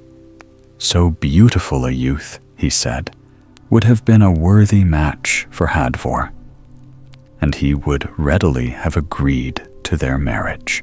The queen asked leave to decide what Hadvor's punishment should be, which the king was very willing to allow, so as to escape from punishing his own daughter.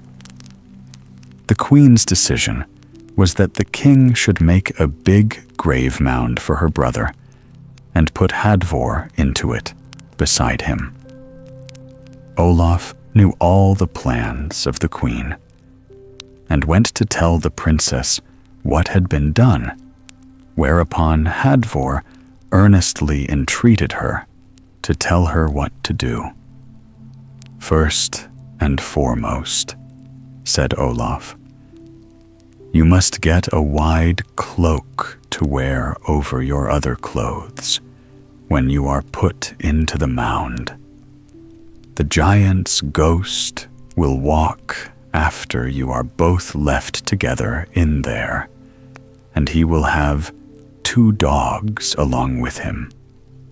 He will ask you to cut pieces out of his legs to give to the dogs, but that you must not promise to do unless he tells you where Hermod has gone to, and tells you how to find him. He will then let you stand on his shoulders so as to get out of the mound. But he means to cheat you all the same, and will catch you by the cloak to pull you back again. But you must take care to have the cloak loose on your shoulders, so that he will only get hold of that." The mound was all ready now, and the giant laid in it, and into it Hadvor also had to go without being allowed to make any defense.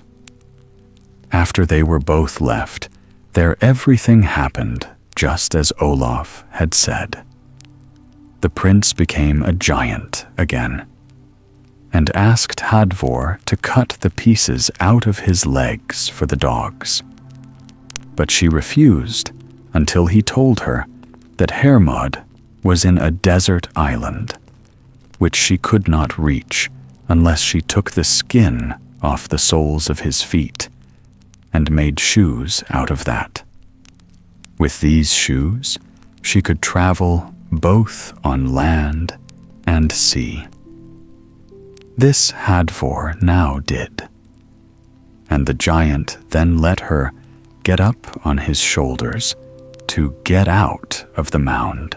As she sprang out, he caught hold of her cloak, but she had taken care to let it lie loose on her shoulders, and so escaped.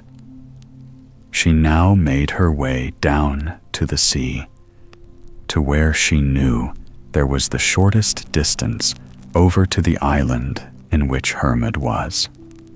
This strait she easily crossed, for the shoes kept her up.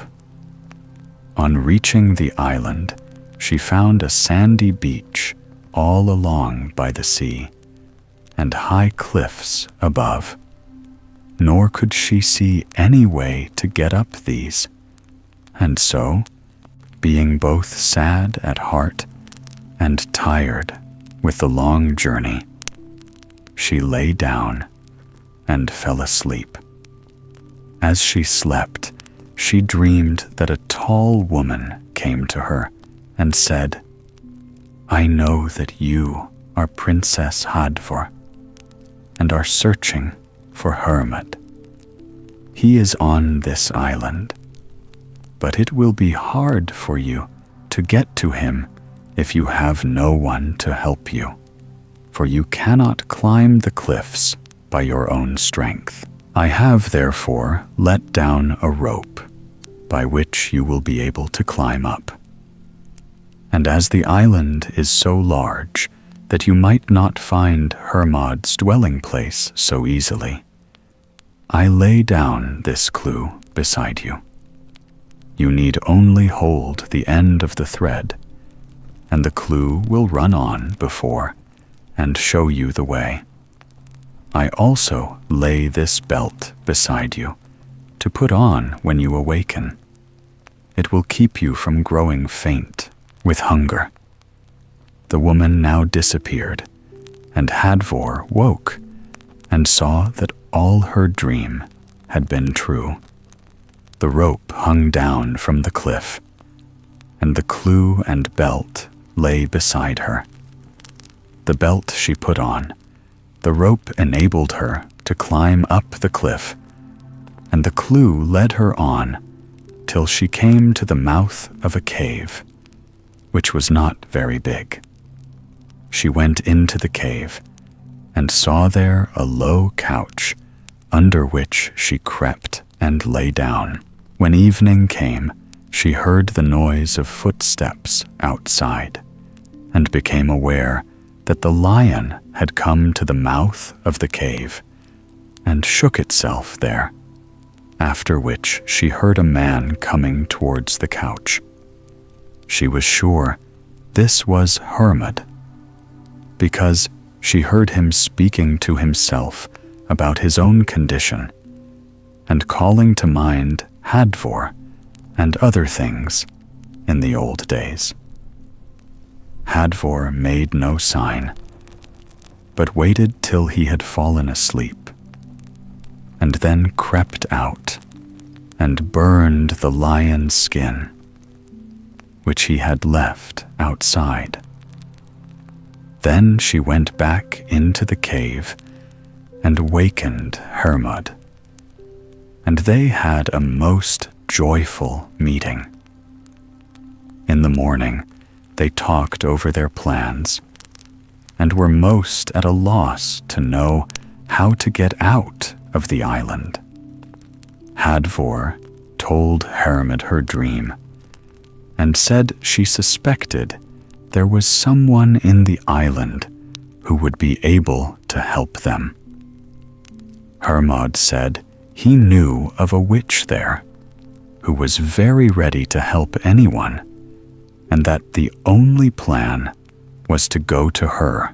So they went to the witch's cave and found her there with her 15 young sons, and asked her to help them to get to the mainland. "There are other things easier than that," said she, "for the giant that was buried will be waiting for you, and will attack you on the way, as he has turned himself into a big whale. I shall lend you a boat, however, and if you meet the whale and think your lives are in danger, then you can name me by name." They thanked her greatly for her help and advice, and set out from the island. But on the way, they saw a huge fish coming towards them, with great splashing and dashing of waves. They were sure of what it was, and thought they had as good reason as ever they would have to call on the witch, and so they did. The next minute, they saw coming after them another huge whale, followed by 15 smaller ones. All of these swam past the boat and went on to meet the whale. There was a fierce battle then, and the sea became so stormy that it was not very easy to keep the boat from being filled by the waves.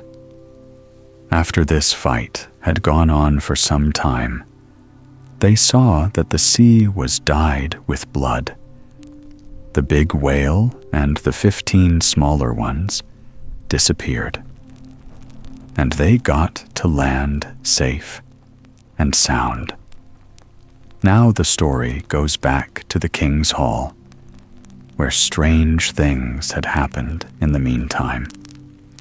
The queen and her daughter had disappeared, but a rat and a mouse were always fighting with each other there. Ever so many people had tried to drive them away, but no one could manage it.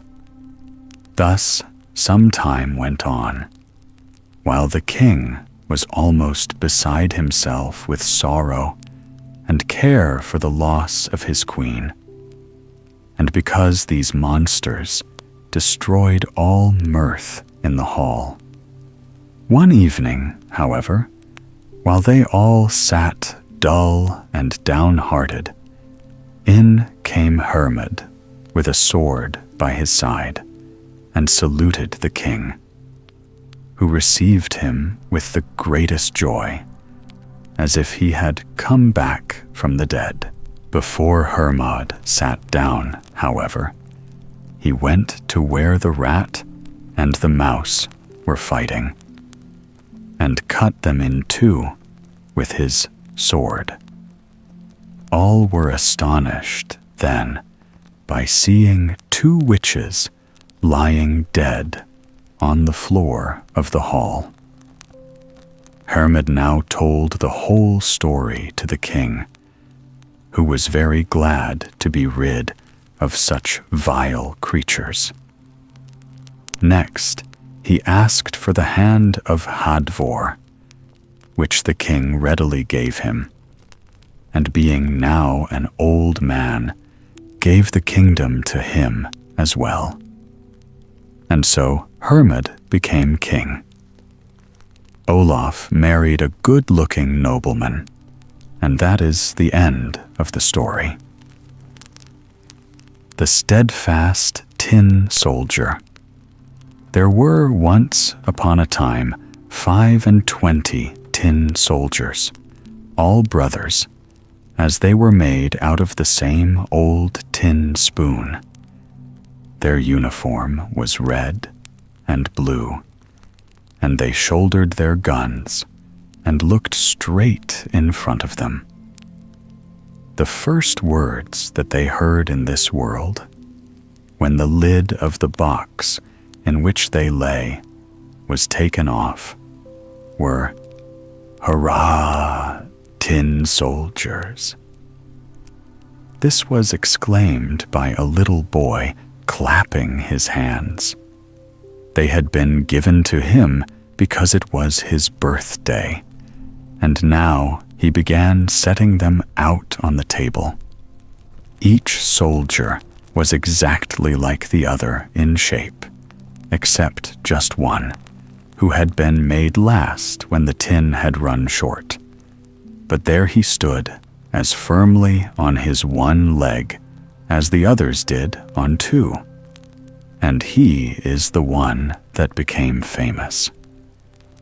There were many other playthings on the table on which they were being set out, but the nicest of all was a pretty little castle made of cardboard, with windows through which you could see into the rooms.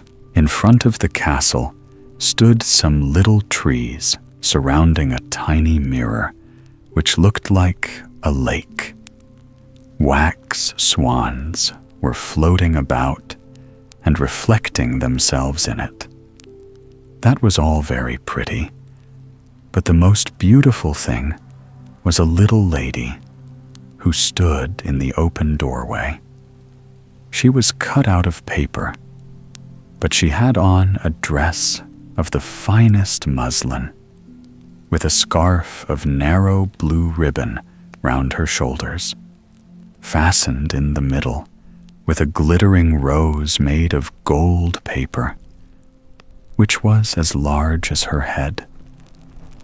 The little lady was stretching out both her arms, for she was a dancer, and was lifting up one leg so high in the air that the tin soldier couldn't find it anywhere, and thought that she too had only one leg. "That's the wife for me," he thought. "But she is so grand, and lives in a castle, whilst I have only a box with 24 others. This is no place for her, but I must make her acquaintance." Then he stretched himself out behind a snuff box that lay on the table. From thence he could watch the dainty little lady, who continued to stand on one leg without losing her balance. When the night came, all the other tin soldiers went into their box, and the people of the house went to bed. Then the toys began to play at visiting, dancing, and fighting. The tin soldiers rattled in their box, for they wanted to be out too, but they could not raise the lid. The nutcrackers played at leapfrog, and the slate pencil ran about the slate. There was such a noise that the canary woke up and began to talk to them, in poetry too. The only two who did not stir from their places were the tin soldier and the little dancer. She remained on tiptoe, with both arms outstretched. He stood steadfastly on his one leg, never moving his eyes from her face. The clock struck 12, and crack, off flew the lid of the snuff box. But there was no snuff inside, only a little black imp. That was the beauty of it. "Hello, tin soldier," said the imp. "Don't look at things that aren't intended for the likes of you." But the tin soldier took no notice, and seemed not to hear. "Very well, wait till tomorrow," said the imp. When it was morning, and the children had got up The tin soldier was put in the window, and whether it was the wind or the little black imp, I don't know. But all at once the window flew open, and out fell the little tin soldier, head over heels, from the 3rd-story window. That was a terrible fall, I can tell you. He landed on his head with his leg in the air, his gun being wedged between 2 paving stones. The nursery maid and the little boy came down at once to look for him. But though they were so near him that they almost trod on him, they did not notice him. If the tin soldier had only called out, "Here I am," they must have found him, but he did not think it fitting for him to cry out, because he had on his uniform. Soon it began to drizzle. Then the drops came faster, and there was a regular downpour. When it was over, 2 little street boys came along. "Just look," cried one. "Here is a tin soldier. He shall sail up and down in a boat." So they made a little boat out of newspaper, put the tin soldier in it, and made him sail up and down the gutter. Both the boys ran along beside him, clapping their hands. What great waves there were in the gutter, and what a swift current! The paper boat tossed up and down, and in the middle of the stream it went so quick that the tin soldier trembled. But he remained steadfast, showed no emotion, looked straight in front of him, shouldering his gun. All at once, the boat passed under a long tunnel that was as dark as his box had been. "Where can I be coming now?" he wondered. "Oh dear, this is the black imp's fault. Ah, if only the little lady were sitting beside me in the boat, it might be twice as dark for all I should care." Suddenly, there came along a great water rat that lived in the tunnel. "Have you a passport?" asked the rat. "Out with your passport." But the tin soldier was silent and grasped his gun more firmly. The boat sped on, and the rat behind it. Ugh! How he showed his teeth as he cried to the chips of wood and straw. "Hold him! Hold him! He has not paid the toll. He has not shown his passport."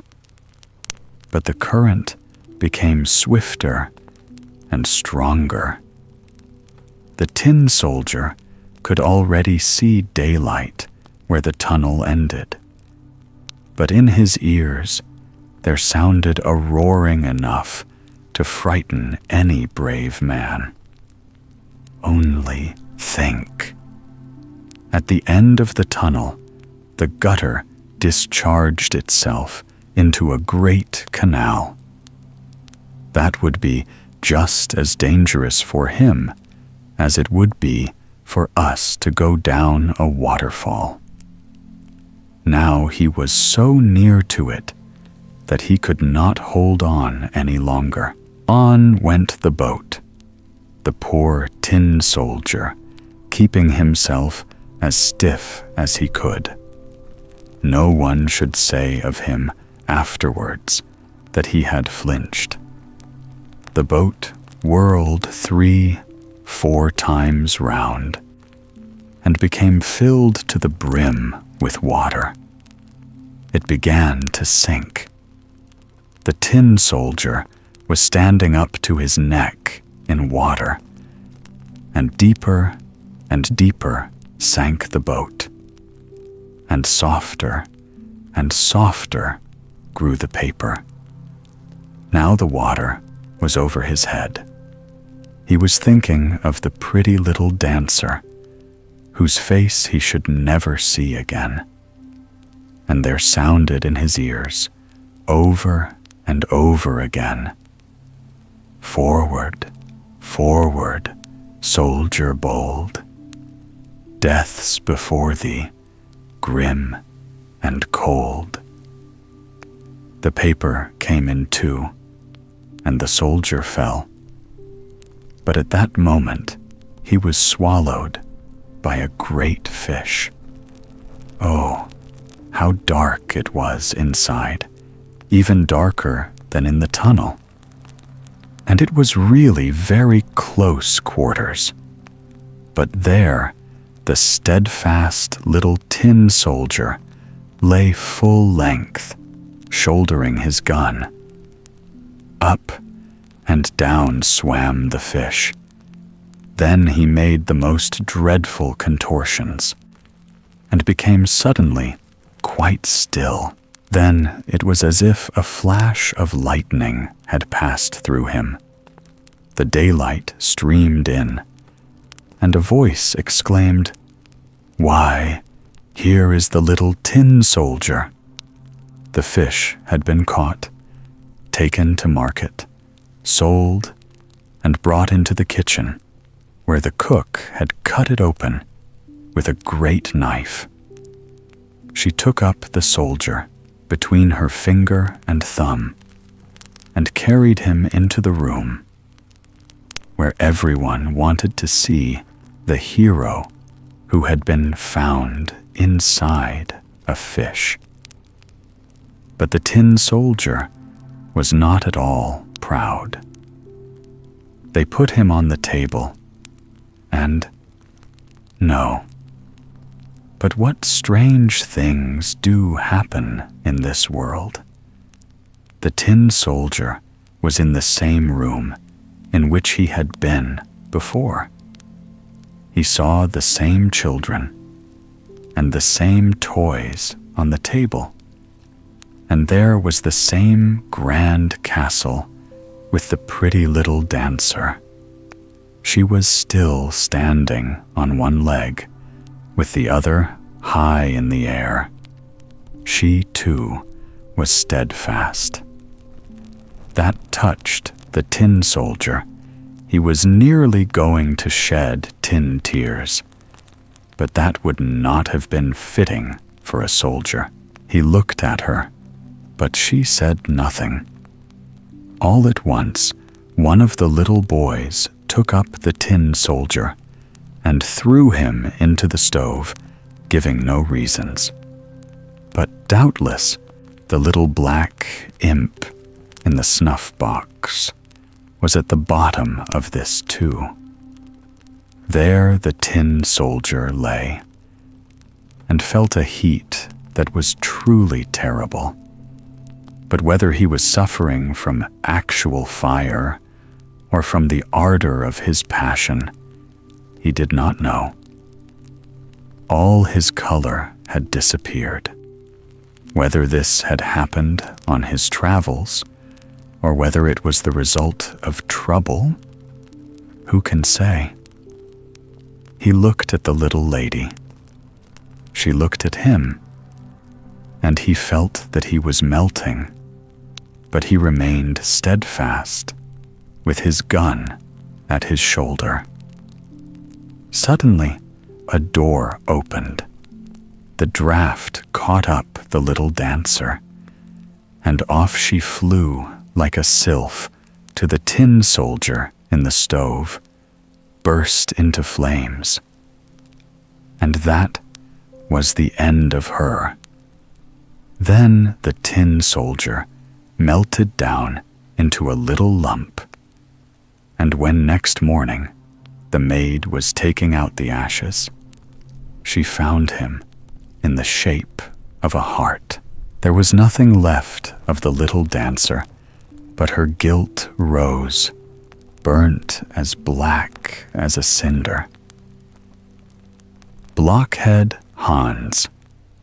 Far away in the country lay an old manor house where lived an old squire who had 2 sons. They thought themselves so clever that if they had known only half of what they did know, it would have been quite enough. They both wanted to marry the king's daughter, for she had proclaimed that she would have for her husband the man who knew best how to choose his words. Both prepared for the wooing a whole week, which was the longest time allowed them. But after all, it was quite long enough, for they both had preparatory knowledge, and everyone knows how useful that is.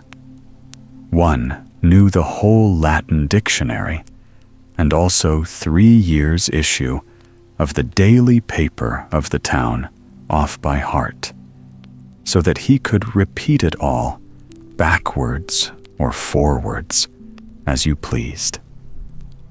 The other had worked at the laws of corporation, and knew by heart what every member of the corporation ought to know, so that he thought he could quite well speak on state matters and give his opinion. He understood, besides this, how to embroider braces with roses and other flowers, and scrolls, for he was very ready with his fingers. "I shall win the king's daughter," they both cried. Their old father gave each of them a fine horse. The one who knew the dictionary and the daily paper by heart had a black horse, while the other, who was so clever at corporation law, had a milk-white one. Then they oiled the corners of their mouths so that they might be able to speak more fluently. All the servants stood in the courtyard and saw them mount their steeds, and here by chance came the 3rd brother, for the squire had 3 sons, but nobody counted him with his brothers, for he was not so learned as they were, and he was generally called Blockhead-Hans. Oh, said Blockhead-Hans, where are you off to? You are in your Sunday best clothes. We are going to court to woo the princess. Don't you know what is known throughout all the countryside? And they told him all about it. "Hurrah! I'll go too," cried Blockhead-Hans, and the brothers laughed at him and rode off. "Dear father," cried Blockhead-Hans, "I must have a horse too. What a desire for marriage has seized me. If she will have me, she will have me. And if she won't have me, I will have her." "Stop that nonsense," said the old man. "I will not give you a horse. You can't speak. You don't know how to choose your words. Your brothers, they are very different lads."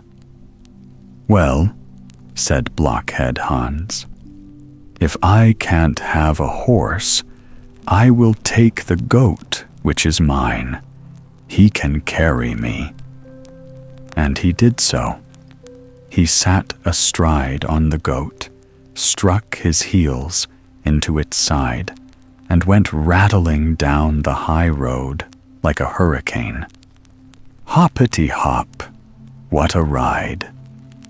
"Here I come," shouted Blockhead-Hans, singing so that the echoes were roused far and near. but his brothers were riding slowly in front. They were not speaking, but they were thinking over all the good things they were going to say, for everything had to be thought out. "Hello?" bawled Blockhead-Hans. "Here I am. Just look what I found on the road." And he showed them a dead crow which he had picked up. "Blockhead," said his brothers, "what are you going to do with it?" "With the crow? I shall give it to the princess." "Do so, certainly," they said, laughing loudly and riding on. Slap! Bang! Here I am again. Look what I have just found. You don't find such things every day on the road. And the brothers turned round to see what in the world he could have found. "Blockhead," said they, "that is an old wooden shoe without the top. Are you going to send that to the princess?" "Of course I shall," returned Blockhead-Hans, and the brothers laughed and rode on a good way. Slap! Bang! Here I am, cried Blockhead-Hans. Better and better. It is really famous. "What have you found now?" asked the brothers. "Oh," said Blockhead-Hans, "it is really too good. How pleased the princess will be." "Why?" said the brothers. "This is pure mud, straight from the ditch." "Of course it is," said Blockhead-Hans, "and it is the best kind. Look how it runs through one's fingers." And, so saying, he filled his pocket with the mud. But the brothers rode on so fast that dust and sparks flew all around, and they reached the gate of the town a good hour before Blockhead-Hans. Here came the suitors, numbered according to their arrival, and they were ranged in rows, 6 in each row, and they were so tightly packed that they could not move their arms. This was a very good thing, for otherwise they would have torn each other in pieces, merely because the one was in front of the other. All the country people were standing round the king's throne, and were crowded together in thick masses, almost out of the windows, to see the princess receive the suitors. And as each one came into the room, all his fine phrases went out like a candle. "It doesn't matter," said the princess. "Away, out with him." At last she came to the row in which the brother who knew the dictionary by heart was. But he did not know it any longer. He had quite forgotten it in the rank and file. And the floor creaked, and the ceiling was all made of glass mirrors, so that he saw himself standing on his head. And by each window were standing 3 reporters and an editor, and each of them was writing down what was said, to publish it in the paper that came out and was sold at the street corners for a penny. It was fearful.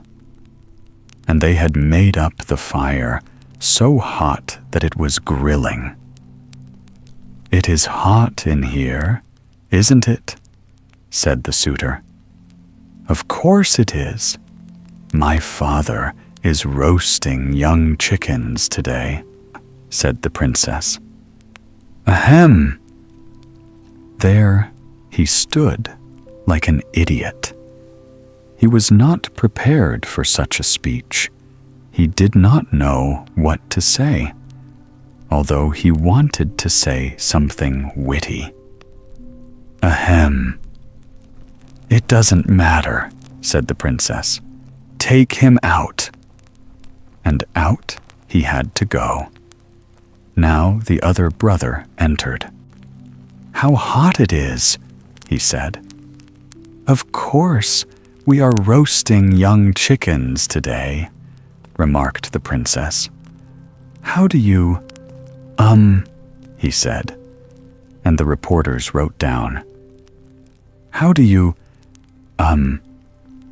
It doesn't matter," said the princess. "Take him out." Now Blockhead-Hans came in. He rode his goat right into the hall. "I say, how roasting hot it is here," said he. "Of course, I am roasting young chickens today," said the princess. "That's good," replied Blockhead-Hans. "Then can I roast a crow with them?" "With the greatest of pleasure," said the princess. "But have you anything you can roast them in? For I have neither pot nor saucepan." "Oh, rather," said Blockhead-Hans. "Here is a cooking implement with tin rings." And he drew out the old wooden shoe and laid the crow in it.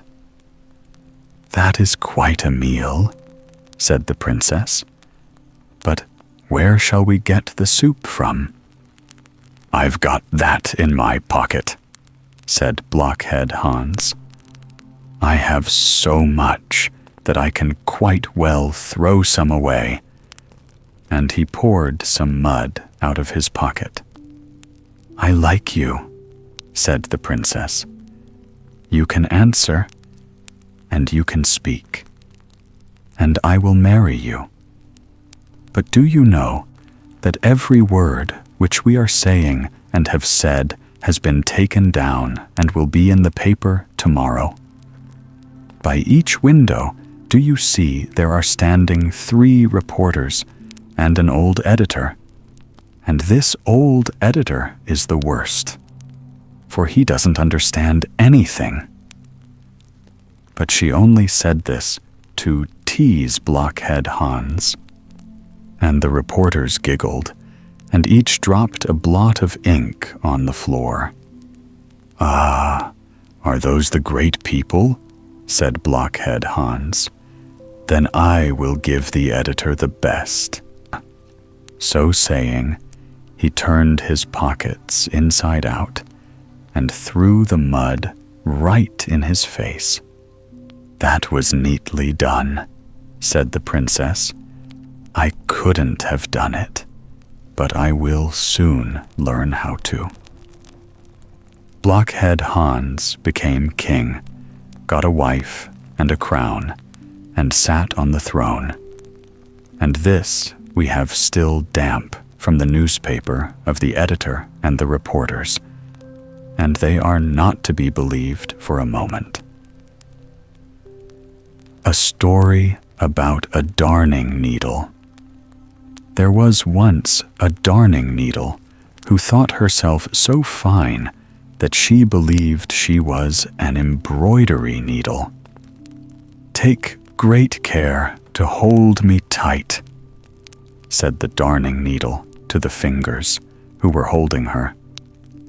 "Don't let me fall. If I once fall on the ground, I shall never be found again. I am so fine." "It is all right," said the fingers, seizing her round the waist. "Look, I am coming with my train," said the darning needle, as she drew a long thread after her. But there was no knot at the end of the thread. The fingers were using the needle on the cook's shoe. The upper leather was unstitched and had to be sewn together. "This is common work," said the darning needle. "I shall never get through it. I am breaking. I am breaking." And in fact, she did break. "Didn't I tell you so?" said the darning needle. "I am too fine. Now she is good for nothing," said the fingers. But they had to hold her tight while the cook dropped some sealing wax on the needle and stuck it in the front of her dress. "Now I am a breastpin," said the darning needle. "I always knew I should be promoted. When one is something, one will become something." And she laughed to herself. You can never see when a darning needle is laughing. Then she sat up, as proudly as if she were in a state coach, and looked all round her. "May I be allowed to ask if you are gold?" she said to her neighbor, the pin. "You have a very nice appearance and a peculiar head, but it is too small. You must take pains to make it grow, for it is not everyone who has a head of sealing wax." And so saying, the darning needle raised herself up so proudly that she fell out of the dress right into the sink which the cook was rinsing out. "Now I am off on my travels," said the darning needle. "I do hope I shan't get lost." She did indeed get lost. "I am too fine for this world," said she as she lay in the gutter. "But I know who I am, and that is always a little satisfaction." And the darning needle kept her proud bearing and did not lose her good temper. All kinds of things swam over her: shavings, bits of straw, and scraps of old newspapers. "Just look how they sail along," said the darning needle. "They don't know what is underneath them. Here I am sticking fast.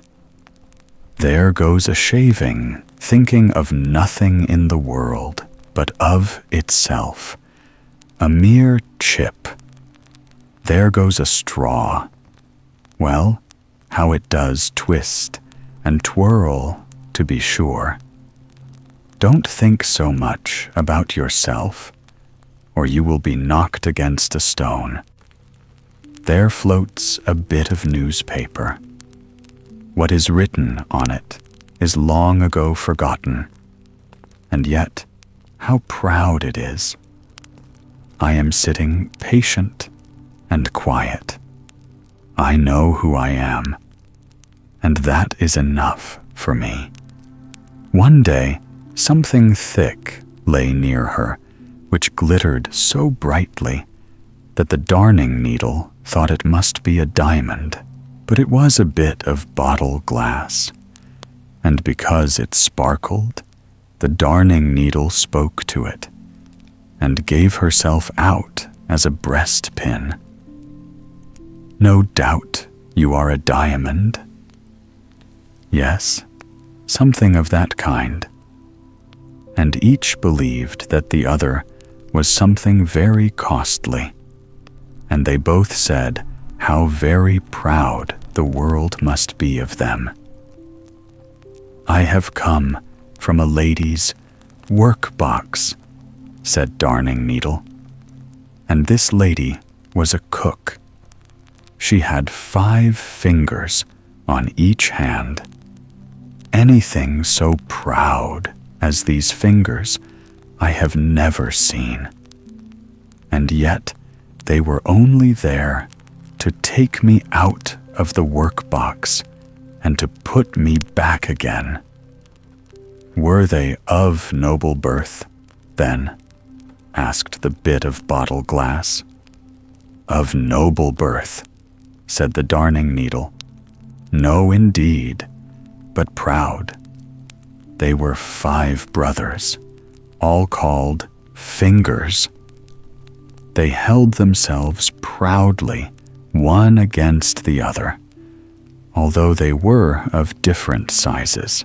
The outside one, the thumb, was short and fat. He was outside the rank, and had only one bend in his back, and could only make one bow.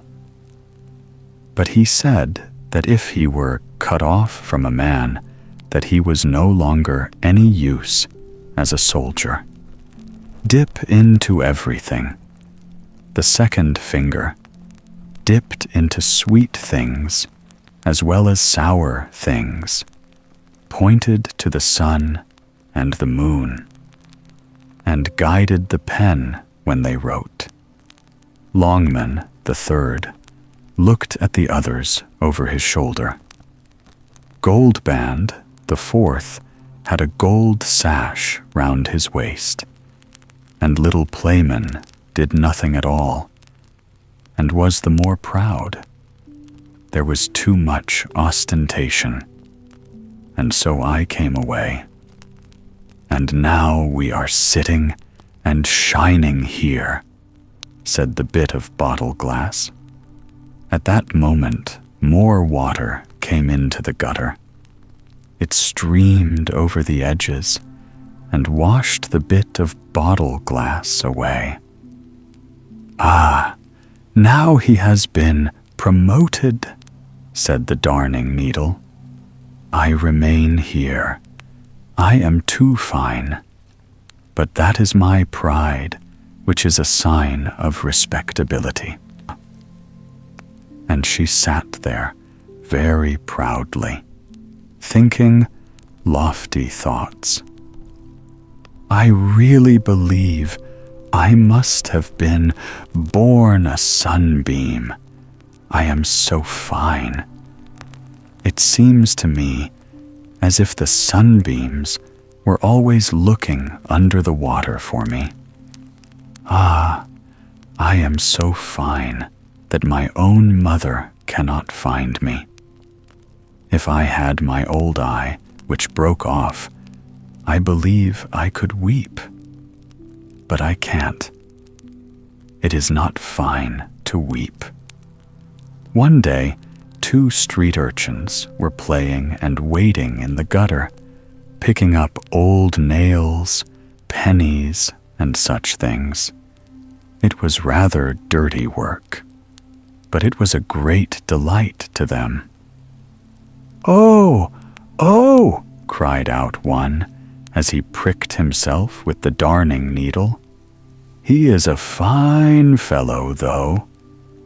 "I am not a fellow, I am a young lady," said the darning needle, but no one heard. The sealing wax had gone, and she had become quite black. But black makes one look very slim. And so she thought she was even finer than before. "Here comes an eggshell sailing along," said the boys, and they stuck the darning needle into the eggshell, the walls white and I black. "What a pretty contrast it makes," said the darning needle. "Now I can be seen to advantage. If only I am not seasick, I should give myself up for lost." But she was not seasick, and did not give herself up. It is a good thing to be steeled against seasickness. Here one has indeed an advantage over man. Now my qualms are over. The finer one is the more one can beat. Crack, said the eggshell, as a wagon wheel went over it. Oh, how it presses, said the darning needle. I shall indeed be seasick now. I am breaking. But she did not break, although the wagon wheel went over her. She lay there at full length, and there she may lie.